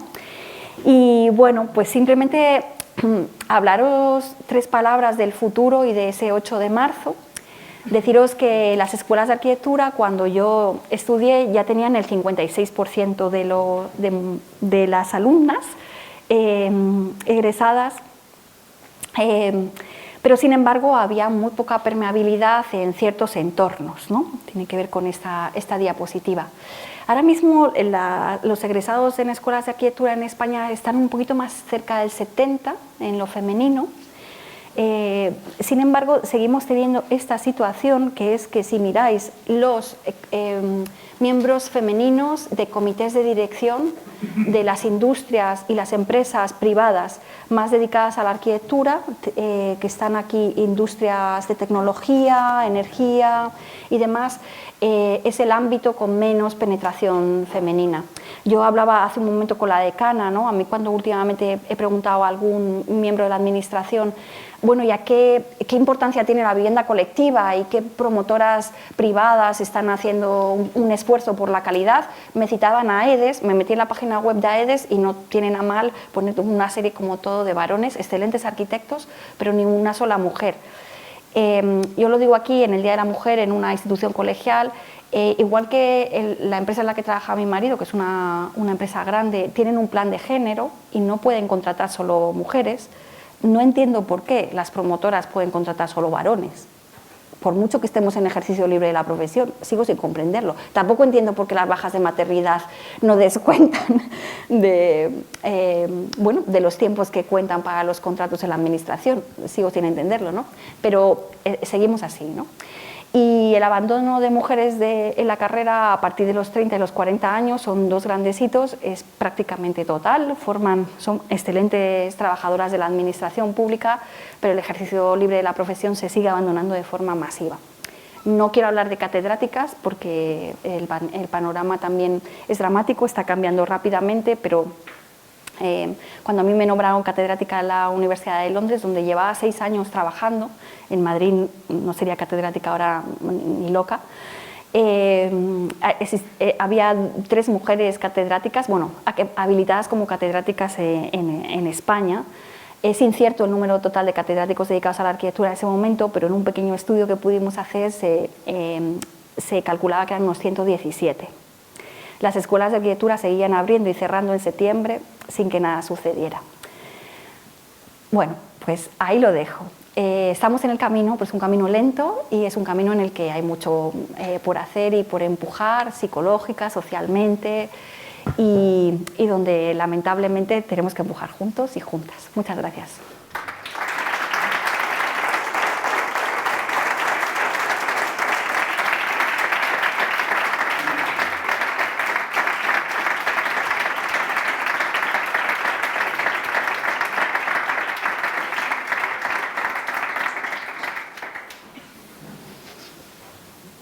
No sé si alguien quiere hacer alguna pregunta. ¿Sí? Yo creo que tendríais que hacer alguna pregunta, porque si no yo me voy un poco ahí como un poco triste. El micro, si alguien quiere hacer alguna pregunta, el micro está aquí. Y luego ya además me pongo muy ridícula porque empiezo, pues los del jersey verde, que digan algo. Así, de verdad, ¿eh? Lo hago. Entonces el del jersey verde empieza como a mirar al de al lado, como, joder, ¿de verdad? Es como cuando te sacan en las obras de teatro que tú no quieres salir, ¿no? O sea, como un poco así, ¿no? Así que venga, que alguien pregunte algo. A ver, yo creo que, ¿no? Ay, me había parecido que levantaba alguien la mano por ahí. Javier quiere preguntar. Es verdad, Javier seguro que quiere preguntar algo. No, pues si no empezamos con verde, el jersey verde, el jersey rojo, o sea, este tipo de... Venga. ¿Alguien se anima? No se anima nadie, A lo mejor podéis protestar en vez de preguntar, ¿no? O no sé, o proponer, o contarnos qué cosas chulas pasan en Sevilla este fin de semana y lo ponemos en común, ¿no? No sé. Hola. Hola. Me gustaría saber un poco cómo es los perfiles de las personas que componen el estudio. Si hay variedad de disciplinas o un poco, porque veo que el trabajo es como que trata no solo arquitectura sino muchísimos ámbitos, y me interesaría saber un poco ese estudio, qué personas o qué perfiles lo forman. A ver, claro, nosotros tenemos una infraestructura pequeña que es permanente y que sí que está formada mayoritariamente por arquitectas y arquitectos. Vamos, normalmente estamos trabajando 6 personas más yo, eso es un poco el estándar. En algunos momentos subimos a 8 y yo ya estoy ahí como fatigadísima y no sé cómo llegar. Y cuando veo los estudios estos de 120, que en Inglaterra es que te dicen, no, estudio pequeño, como de 100 personas, y yo digo, madre mía, no sé, me explota la cabeza, ¿no? Entonces esa infraestructura es relativamente pequeña. Tenemos la esperanza de poder crecer para poder conseguir en plantilla esta multidisciplinaridad. Lo que sí que tenemos es una red muy amplia de asesores, y lo decimos de verdad porque trabajamos así. O sea, nosotros para cada proyecto tenemos un equipo donde tenemos mucha gente de ciencias medioambientales con la que trabajamos de forma muy habitual, paisajistas, muchos sociólogos, ingenieros para todos los temas de interactividad, expertos en iluminación. Tenemos antropóloga, y por ejemplo, pues cuando hacemos cosas, muchas de las cosas que habéis visto las fabricamos, sobre todo las intervenciones temporales en espacios públicos tienen normalmente una participación de diferentes colectivos y ciudadanía muy amplia, y entonces ahí también intentamos generar un equipo que pueda dinamizar eso, ¿no? De vez en cuando, por ejemplo, para costura, que es nuestro gran caballo de batalla, porque claro, cada vez que prescribimos una costura y le llega a un constructor tradicional o a un carpintero tradicional, incluso de los que están acostumbrados a hacer cosas un poco más singulares, nos dice, yo es que costurera no tengo. Y entonces ahí incluso reclutamos voluntariado. cuando podemos retribuido, cuando podemos de otras formas, dependiendo del proyecto que sea, ¿no?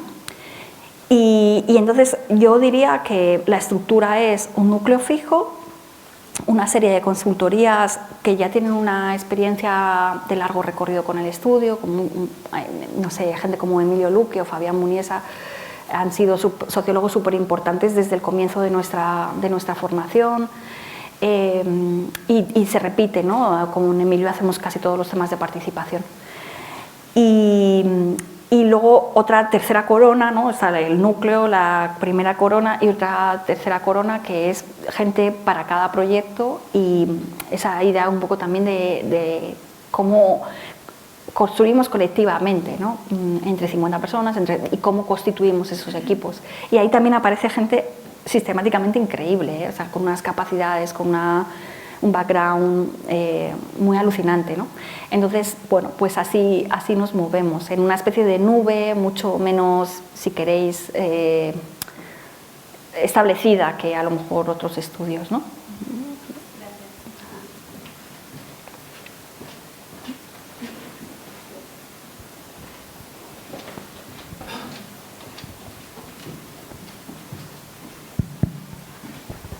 Hola. Hola, Izaskun. Hola. No sé si te acuerdas, pero en 2006 te invitamos a Sevilla, a la Escuela de Arquitectura, sí. Las Mujeres. Aquí está una de ellas de aquel entonces. Acababas de ganar el Europan hace unos años, ¿no? Estabas haciendo el doctorado en Madrid y eras ya como una referencia dentro de lo que empezaba a ser un mundo emergente de arquitectas, ¿no? De aquella generación que paró la crisis, ¿no? Los trabajos que has presentado hoy, la verdad que son espectaculares. Tu larga trayectoria internacional y la manera de abrirte camino en estos 19 años, la verdad que, incluyendo la maternidad, ¿no? Que para las que somos arquitectas, yo también tengo 2, sabemos lo que es, y más trabajando fuera, ¿no? Que la carga ha sido alta.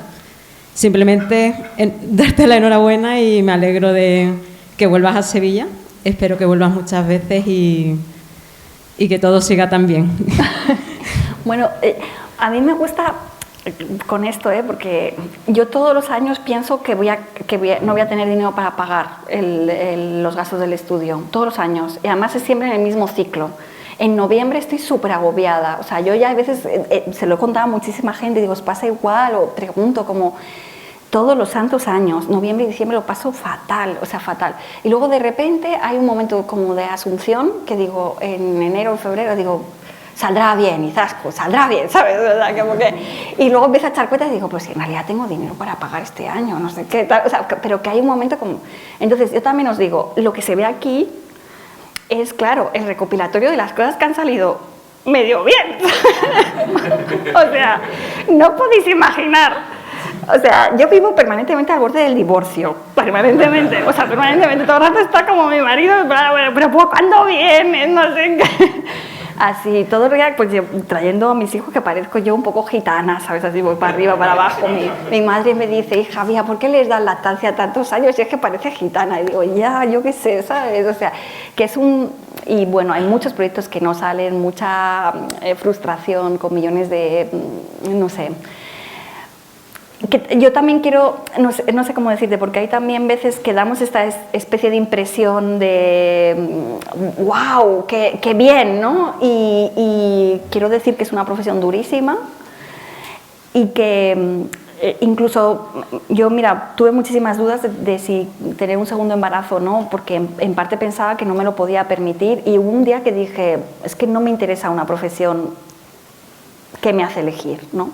Y quizás si alguna cosa puedo hacer bien es dedicarme a una profesión que me interesa. Si me deja de interesar porque no me permite lo más básico de la vida, que es esto que yo quiero, ¿no? Y entonces dije, lo hice bien la primera vez, que me quedé sin conferencias, o sea, me quedé sin trabajo, también coincidió con un momento muy malo.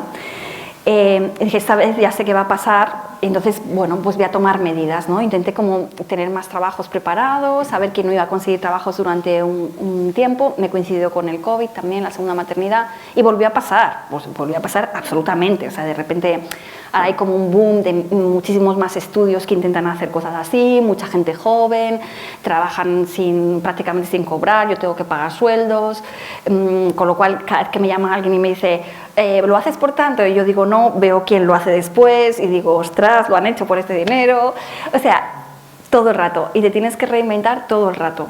Entonces, yo también no quiero generar una falsa imagen de éxito, porque detrás de esto hay mucho curro y muchas cosas no conseguidas.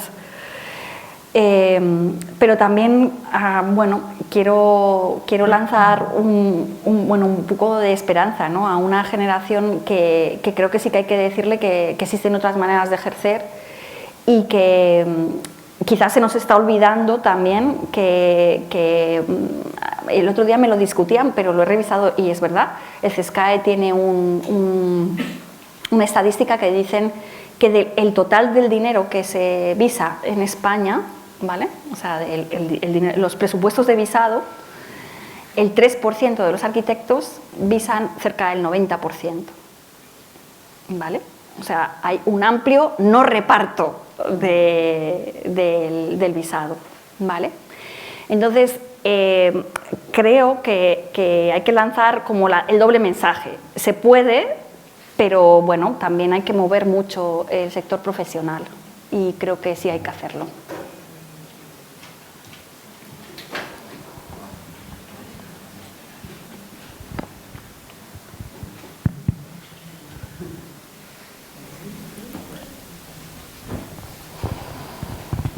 Uno de que jersey verde, ¿lo veis? Siempre sucede. La gente que lleva jerseys verdes. Bueno. Nunca falla el jersey verde. Nunca falla. Bueno, yo me sumo también a la enhorabuena porque creo que hace tiempo que empezaste a ser referente para mujeres y hoy día, o sea, para mí ha sido referente en la carrera y creo que eso es muy positivo. Y hilando con lo último que comentabas, yo quería preguntarte, me ha llamado la atención el proyecto de la vivienda para el promotor privado y sí veo que hoy día la mayoría de la edificación, sobre todo de vivienda, que la hacen los promotores privados, está muy encasillada o quizás muy dirigida por temas financieros, por números, por rentabilidad. Y que es un sector en el que muchas veces a los arquitectos nos cuesta innovar y nos cuesta, aunque sea píldoras, pero meter cosas nuevas, cosas que a lo mejor pueden aportar a mejorar la vida de esas personas. Entonces, si tienes algún consejo, alguna experiencia o algo de... Bueno, yo estoy en mi propio camino de intentar conseguir la confianza de ese sector privado. A mí me gustaría mucho dar el salto a vivienda colectiva y lo digo aquí por si alguno... Bueno, estamos todos en la misma, ¿no? Lo he intentado de muchas maneras. Tuve una pequeña asociación el año pasado con un estudio de arquitectura de los que hacen muchísima promoción para fondos de inversión. En Madrid se está viendo como una especie de boom rarísimo porque hay mucho capital latinoamericano y están comprando como sitios absurdos, ¿no? Como de, en realidad, si miras esta manzana, hay una edificabilidad que no han utilizado, que es del 0,01, que daría para hacer 3 viviendas turísticas en vertical en el patio de manzana, ¿no? Pues esta cosa que nadie pensó, pues de repente está sucediendo, ¿no? Y volvemos a ver el centro de Madrid con grúas, que hacía siglos que no se veía los PAU, se veía... Y claro, trabajé en un par de proyectos porque me habían llamado originalmente para un mercado de abastos que se encargó de que no sucediera el Corte Inglés y porque decidió que le hacía la competencia a su área gourmet. Y entonces pues intentamos trabajar como en estas dinámicas Y bueno, yo creo que se están empezando a producir pautas un poco peligrosas de realmente proyectos que se repiten literalmente, ¿no? O sea, que ves la zona de embajadores y es como este igual, este tiene topografía, da igual, este es igual que el otro que no tiene, entonces no encajan bien los bajos, pero da lo mismo, ¿no? Y por esta especie de frenesí extremo, ¿no? De lo que sea, pero en 4 semanas, ¿no? Como unas presiones con las licencias brutales. Bueno, yo creo que hay que reivindicar que esos edificios no son de sus propietarios. Y esto también tenemos que tenerlo claro. Esos edificios son de sus propietarios más de los ciudadanos que lo van a heredar y que lo van a utilizar, porque esos edificios hacen nuestra ciudad y configuran nuestro espacio de convivencia, ¿no? Entonces, yo por eso pienso que es especialmente grave que un 3% de los arquitectos esté visando un porcentaje tan grandísimo del movimiento económico de la arquitectura. Porque creo que no les da tiempo a pensárselo bien, lo siento, es que no hay manera material de pensar eso bien. Entonces, a mí cada vez que me dicen, mira, el Colegio de Arquitectos de Madrid hizo la semana pasada una conferencia muy bonita con gente que hace diseño industrial siendo arquitecto, y claro, estaban chavales como Casantillón que le han hecho un escaparate a Hermès y han hecho unas mesas, ¿no? Y entonces a ellos les dicen, bueno, seguramente a vosotros es que no os interesa construir, ¿no? Y ellos dicen, no, sí, nosotros sí queremos, pero es que no nos encargan nada todavía, ¿no? Entonces, esto también yo creo que es un llamamiento importante, porque no vale decir, bueno, pues las chicas que hagan pendientes, si la profesión de arquitecto, a mí me han dicho tantas veces, la formación de arquitecto te cualifica para hacer diseño gráfico, para diseño de moda, y yo les digo siempre, y para ser arquitecta también, para hacer edificios de viviendas, de 400, de 500, trozos de ciudad, también te cualifica para eso. Entonces, que no nos despisten. Lo que hace falta es más reparto de los encargos entre una base profesional más amplia, con mayor diversidad, mejores honorarios y poderse pensar las cosas un poquito mejor. ¿Y cómo hay que convencer a la gente? Pues estamos todos en ese proceso, ¿no? Pero de momento, pues por ejemplo, este promotor privado, yo os cuento mi experiencia. A nosotros vinieron porque nos dijeron, hemos comprado unos terrenos que pensábamos que íbamos a vender más o menos a un público que conocíamos, y resulta que es una urbanización que solo compran belgas, y los belgas no sé qué les pasa, que están locos con los temas de la ecología y están dispuestos a pagarnos lo que sea, pero cada vez que les decimos que no tiene geotermia, les decimos los consumos de aire acondicionado, nos preguntan, muy importante, por la arquitectura saludable, qué productos químicos han utilizado en la construcción. Entonces tenían un producto inmobiliario que es que no se adaptaba. Claro, gente que su aspiración también es tomarse la cena de Navidad a exteriores. Y que entonces, claro, le dices un passive house. Y a mí cuando me dijeron, les vendemos un passive house, y digo, mira, un passive house va de hermeticidad. O sea, olvídate de hacer un passive house para este señor que quiere tomarse la cena de Navidad en su jardín, ¿sabes? Esto no va así, ¿no? Entonces, claro, cuando de repente le dices, ¿y qué otras garantías le puedo dar? Y dices, pues mira, el GBC sí que ha conseguido adaptar a climas tanto tropical, que creo que han hecho un trabajo buenísimo en medios tropicales, como la herramienta verde en España. Y yo te puedo apoyar en esto. Y creo que ahí los constructores también y los promotores empiezan a entender que aportamos un valor por encima de solución o igual que el de al lado, ¿no? Aportamos un valor diferencial. Y creo que precisamente está en ese valor diferencial, en el que entiendo que no están todas las promociones privadas, pero hay muchos lugares de alta competencia, como es el Levante español. Esta política de regeneración del paisaje, pues a un público de un determinado tipo creo que sí que le supone un atractivo, ¿no? Y entonces estamos, para mí también, identificando que contribuir a lo que llamamos el consumidor verde es una parte de nuestra responsabilidad. Lo hemos escuchado muchas veces, la pescadilla que se muerde la cola. Claro, hacer productos ecorresponsables genera consumidores que lo pueden apreciar. Consumidores que lo pueden apreciar, que están dispuestos a pagar más por un producto distintivo que ha apostado por la calidad y no por la prisa. Bueno, pues es que no podemos salir de esa senda. Y yo creo que a los arquitectos que se salen hay que decírselo, hay que decirle, va muy rápido, colega. ¿Sabes? Yo cuando a veces veo como una exposición de no sé quién que hacen millones de viviendas todas iguales, digo, pues no, igual yo no quiero que hagan esa exposición, ¿sabes? Porque es que me parece que a este señor lo que hay que decirle es, echa el freno un poco, que a lo mejor hay que pensárselo mejor, ¿no? Y creo que este es un debate que también hay que abrir dentro de la profesión, que no estamos aquí como unos chicos loquillos, como haciendo encargos pequeños, ¿no? Y nos vamos a quedar contentos, que queremos como un poco que las cosas cambien, y cambien también estructuralmente, ¿no?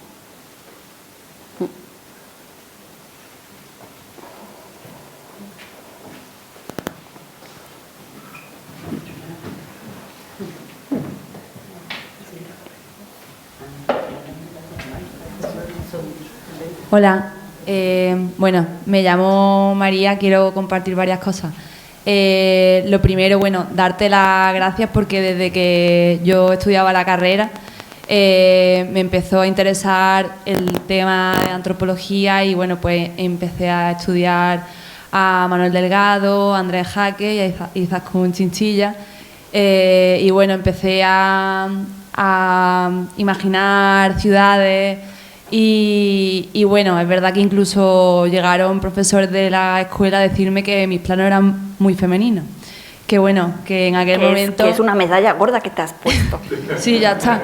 Pero bueno, en ese momento no sabes cómo tomártelo, sí. Pero bueno, sigues para adelante y ya está. Y nada, bueno, también compartir que aquí en Sevilla tenemos una agrupación de jóvenes arquitectos que ya estamos viendo la diversidad que hay al final de salidas de la carrera, ¿no? Al final, que, hombre, a ver, está el arquitecto que construye, la arquitecta que construye, pero que al final encontramos pues que cada uno pues tiene distintas ramas de salida y que todas son igual de válidas y que es súper interesante pues eso, apoyarlas todas entre todos. Y sí es cierto que yo, por ejemplo, bueno, trabajo con mi socio, que lo tengo aquí al lado, y bueno, en nuestro caso somos 50%, ¿no? Hombre y mujer, pero sí es cierto que yo, por ejemplo, me estoy encontrando que tengo a lo mejor compañeras que son, digamos, directivas de su empresa, pero aún siendo joven, teniendo 30 años, ya estoy encontrando esa disparidad que no es 50-50, sino que a lo mejor encuentro un 70-30, de 70 estudios de chicos y 30 a lo mejor liderados por chicas, que bueno, que espero que al final, aunque haya un 70% de mujeres que estén saliendo, egresando de la escuela, que poco a poco pues al final pues vayan montándose estudios de arquitectura que al final pues lo lideren mujeres, que los hay, efectivamente, afortunadamente lo hay cada vez más, pero que tienen que seguir creciendo, ¿no? Y a mí me interesa mucho, bueno, el proyecto que has explicado de Concéntrico. Yo te sigo desde hace muchísimos años y vamos, que todos tus proyectos me los sé de pe a pa. Me ha interesado mucho la reflexión que has hecho del proyecto de Concéntrico, sobre la implicación social, ¿no? Que es súper importante. Y entonces me gustaría un poco que compartieras con nosotros qué tipo, porque al final a mí ahora mismo me resulta muy utópico intentar implicar a gobierno, digamos, para que se impliquen, digamos, a la sociedad en esas actividades, ¿no? Y que al final pues son disfrutar del espacio urbano de las ciudades en las que vivimos, ¿no? Entonces, ¿qué mecanismos o qué herramientas puedes compartir con nosotros, que ahora mismo creo que somos muchos de aquí arquitectos, para, digamos, intentar encontrar como esas claves para implicar cada vez más a la sociedad, ¿no? Gracias. Bueno, has contado muchas cosas que reverberan ahí. Como yo me pasé toda mi carrera, había unos cuantos catedráticos y encima les quiero mucho, o sea, que descojonaban de mí cada vez que entraba por la puerta. ¡Mira la chinchilla, la falda que lleva! ¿Sabes? Así, pero así, ¿sabes? O sea, como... Y yo era súper educada y nunca decía nada de las chaquetas horribles con... de botones dorados cruzadas. Yo decía, madre mía, tú, haciendo comentarios... Bueno, tuve unos cuantos, había de bota de chupame la punta, o sea, todas las... Yo desde ahí como educadísima siempre, ¿sabes? Pero bueno, incluso gente que no podía poner sujeto y predicado, pero yo era también educada. Así que nada, pero bueno, que sí, que hemos vivido ahí las carreras. Yo creo que también las escuelas de arquitectura están aprendiendo, ¿no? Que ya no pueden hacerlo así, ya no te rompe la maqueta, ya no se ríen de ti, ya no... Sí, se ríen, todavía te la rompen, ¿no? A mí es que, o sea, a mí todo, me tocó todo, a tope, además, a tope, ¿sabes? Así que nada, y todavía la gente me dice, jo, yo me acuerdo de ti cuando entrabas por la puerta y todo el mundo empezaba a debatir, tal, y yo decía, claro, a debatir. Bueno. Pero que, bueno, fueron unos años muy maravillosos, al mismo tiempo me divertí mucho y yo no sé dónde sacar la energía. Bueno, entonces, fórmulas, luego toda la parte esta de estudios de arquitectura liderados por mujeres, pues ojalá, de verdad, animaros, yo es que os quiero apoyar todo lo posible, porque... Yo estoy completamente de acuerdo en esa perspectiva de hay 1000 formas de ejercer la profesión y lo intento todo el rato, pero también me mejoraba mucho cuando siento como que me echan, ¿sabes? O sea, como yo vuelvo a abrir otra puerta, ¿no? Y digo, vale, venga, pues hago diseño industrial y me meto por aquí y entonces hago hoteles y entonces del hotel me encargan el mueble del hotel, pero yo al final hago el hotel. O intento hacer una zona del hotel, bueno, así, ¿no? Pero también me da un poco de rabia, ¿no? Esta cosa como de siempre que haya gente que puede ir por la vía central, ¿no? Yo ya tengo como unos años, ¿no? Entonces comparo quiénes fueron mis compañeros de promoción, quienes sean muy buenos en proyectos y quienes tienen un estudio con encargos, ¿no? Y bueno, pues no os lo quiero desvelar, pero el otro día vi un curso de cómo llevar un estudio de arquitectura que decía, la única manera para tener éxito en un estudio de arquitectura no es tener un padre arquitecto. Y dije, bueno, vale, ya hay alguien que se ha dado cuenta de lo mismo que yo he tardado 20 años en darme cuenta, ¿no? Que depende más de los contactos familiares que de tus propios méritos. En España la meritocracia no está instituida, o sea, hay también una estadística chulísima que dice que en España el 30% de la gente que consigue su primer trabajo a través de un contacto personal. O sea, es así, o sea que, ¿no? Entonces, bueno, vivimos en un entorno que es un poco más complicado y a eso se mezcla pues que esas redes familiares se basan en muchos sesgos inconscientes. Y ahí es donde el machismo opera de una forma más activa, en la parte que no nos damos cuenta, ¿no? Yo misma tengo sesgos inconscientes millones de veces, ¿no? Vale, y nada, ¿cómo lo hacemos para que los ayuntamientos se fíen de nosotros? Y pues mira, hay algunas fórmulas que sí puedo dar, en otras cosas no, pero en esto sí. Yo cada vez que iba, como tú dices, les decía, mira, pero tienes que hacer una política diferente, los espacios urbanos no pueden ser impermeables, tienes que hacerlo permeable. Y me decía, tía, esta la vamos a traer de Atsundo, ¿vale? Esta que la Plaza Durán, no, porque no tienen mantenimiento, claro, no tienen mantenimiento, ya está, esto es mucho mejor. Bueno, no conseguías nada. De repente, intervenciones temporales que son pruebas que no van a tener muchas repercusiones. Oye, hay como otra aceptación, ¿no? Entonces, estáis viendo surgir las semanas del diseño por todas partes, estáis viendo lo que suponen para muchos ayuntamientos el desfile del orgullo gay, estáis viendo que de repente la gente se apunta al November Fest, o sea, dices, pero ¿de verdad que esto va a ser tradicional de Valladolid, el November Fest ahora? Pues lo hacen. Porque los ayuntamientos se están empezando a dar cuenta de que existe una especie de reactivación temporal de la ciudad que les permite muchas cosas, entre ellas el acercamiento empírico a la ciudad. Y si es que nadie tiene el secreto, si hubiera alguien, quien sea, Norman Foster, que supiera cómo hay que hacer las ciudades para hacerlas perfectas, pues ya el hombre tendría más trabajo todavía el que tiene ahora. Entonces, hay una parte que es probar y se han dado cuenta de que pueden probar, bueno, un poco sin demasiadas repercusiones y que además económicamente trae como otros circuitos. Entonces, os pongo casos, ¿no? De repente estamos trabajando con Open Palma, que es la jornada esta donde se hace visible la arquitectura de Palma de Mallorca, y ellas llevaban trabajando 1 millón de años en intentar abrir un hospital psiquiátrico público que estaba abandonado y querían abrirlo como un mensaje para la sociedad, como un equipamiento vinculado precisamente a la salud, al bienestar, y bueno, no terminan de conseguirlo, son varias consejerías, es complicado, y de repente me llaman a mí para Open Palma y les digo, bueno, pero ¿qué proyectos? Porque yo siempre pregunto, ¿qué cosas queréis vosotros? O sea, ¿qué cosas habéis intentado conseguir y no habéis conseguido? ¿Hay alguna comunidad que esté peleando por algo? Porque no voy a llegar yo a inventarme, ¿sabes? Y entonces me dicen, pues tenemos el psiquiátrico este que llevamos años. Entonces digo, bueno, vamos a decirle que para Open Palma les hacemos una exposición sobre bienestar o una instalación de bienestar. Oye, la palabra mágica es, va a durar 1 semana, ¿no? Y prueban, va a durar 1 semana. Claro, una inversión pues de 7.000 euros, no de 700 millones de euros, que es lo que cuesta, bueno, 700 no, pero rehacer ese edificio son 70 millones de euros, es así. Claro. De ahí viene también el libro La ciudad de los cuidados, de decir, ojo, que con 7.000 euros a veces consigues lo que no consigues con 70 millones de euros, porque como enfoques más 70 millones de euros,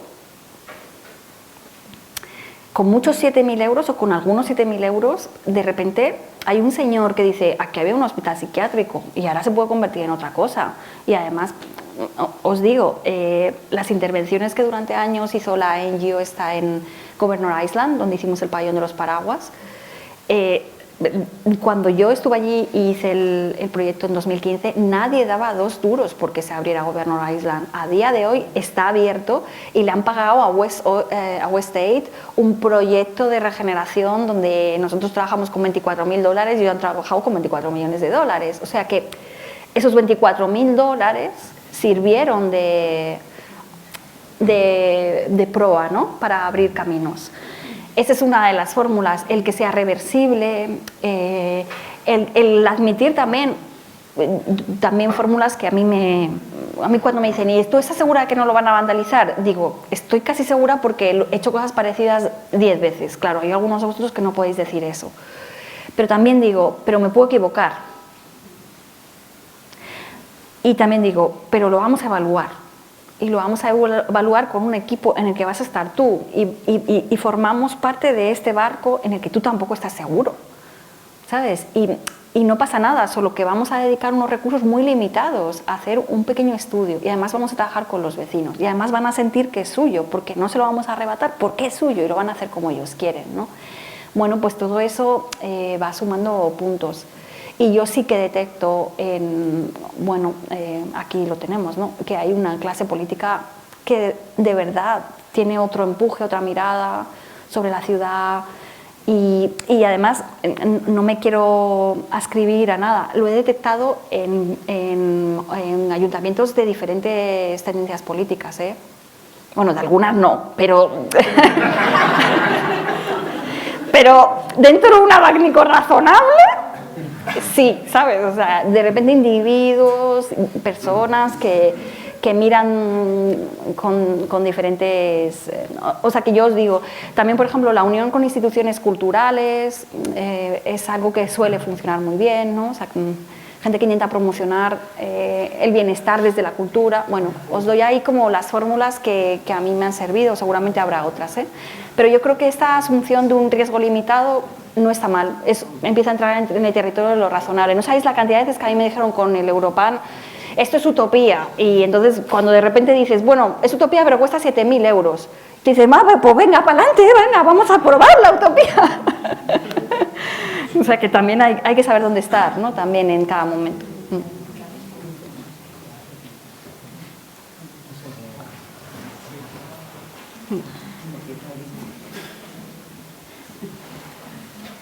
Mira, tenemos otra... Al final se han animado mucho, ¿eh? Se han animado muchísimo. Buenas noches. Yo quería hacer una pregunta un poco en relación a tiempos y demás que pueden... es verdad que quizás es un poco complicado de responder porque hay proyectos como de gran variedad, pero los tiempos quizás como que echáis en diseñar esos proyectos de cara a presentarlos a concursos, porque siento como que todo va muy rápido y salen proyectos un poco como churros, en plan, y al final como que las prisas no... Las prisas son malas. Claro, que no son buenas y yo creo que también quizás por eso como que al final siempre en tema de vivienda se está haciendo lo mismo, entonces no sé cómo se gestiona quizás el tema de plazos, sobre todo en concursos, cuando tienes que cerrar un proyecto que sabes que se van a presentar más personas y demás, para hacer algo como tan diferente a lo que se suele ver. A ver, yo me acuerdo una entrevista que leí en su día del Zaha Hadid, que no es que ha sido un referente para mí en millones de cosas, porque, bueno, siendo mucha distancia. Pero me acuerdo una vez que dijo, no sabes la cantidad de veces que he dado gracias a Dios de no, porque lo dijo así además, de no haber construido hasta los 40, porque tuve 15 años para poder generar una especie de...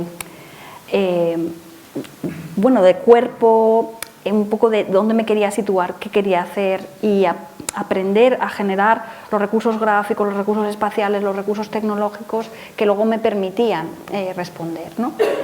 Y yo en su momento, no sé, con Zaha Hadid siempre tuve ahí como una relación un poco de distancia rara y en su momento dije como, ojo, qué cosa más rara, porque cómo generar recursos, no sé cómo decirte, detalles constructivos para luego ponerlos, no sé, no entendía mucho, ¿no? Y claro, yo eso lo he entendido un poco también con esto que os he intentado contar del medio y el largo plazo. O sea, vosotros veis que hay proyectos distintos, pero hay temas que son continuos. O sea, nosotros investigamos en economía circular y lo intentamos investigar siempre que podemos. ¿Qué te pasa? Que generas unos asesores sobre economía circular, pues hemos trabajado, por ejemplo, con Ecoembes, que trabajan increíblemente bien. Al principio lo hacíamos nosotros llamando como a gente que lleva derribos en la zona de Madrid, Guadalajara y Toledo, que es donde más hay. Y entonces llamábamos, oye, ¿no tendrías alguna ventanas recicladas? Sí, puedes venirte, venga, el martes, no sé cuánto, tal, vente con una furgoneta y era así, ¿no? Y de repente ahora descubrimos un par de empresas, Ecoembes ha montado una línea de asesoría, hay ya varias empresas, Tetra Pak tiene una línea de asesoría sobre residuos de Tetra Brick, tiene ya como varias, ¿no? Claro, eso ya lo tienes montado, entonces cuando te vas a presentar a un concurso e intentas aplicar la economía circular, los demás empiezan de cero. Tú mandas un mail al señor de Tetra Pak y del Ecoembes y no sé qué, y me dice, sí, mira, en tal sitio no sé dónde puedes encontrar no sé cuántas bicicletas desechadas, tantos coches, tantos no sé cuántos, no sé qué, y presentas una cosa completamente sólida, con tus datos de dónde están las cosas. Claro, entonces, por eso yo os digo que también hay una especie como de articulación y por eso a nosotros nos sirve ser investigadores. A mí siempre, en el ámbito de los investigadores más serios, me dicen, eres una investigadora un poco churri, y en el ámbito de los arquitectos me dicen como, ay, los arquitectos como con vida académica, un poco no del todo, ¿no?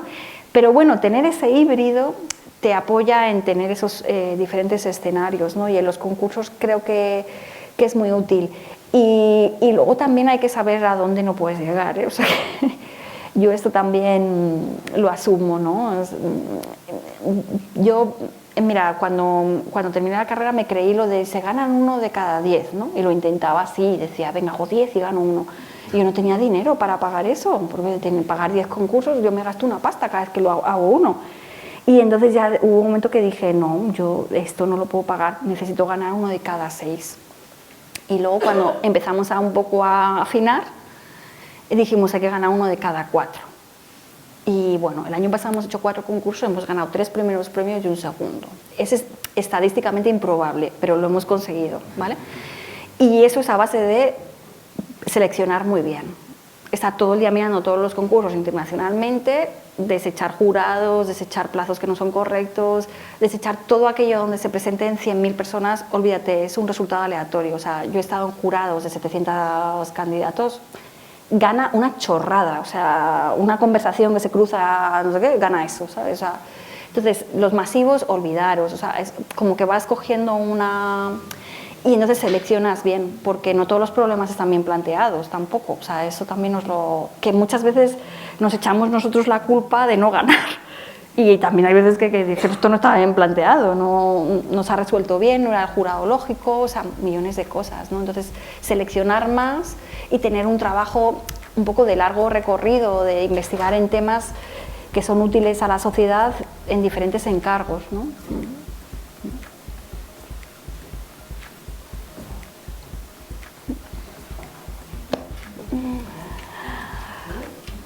Bueno, pues yo creo que nos hemos ganado la cena, ¿no?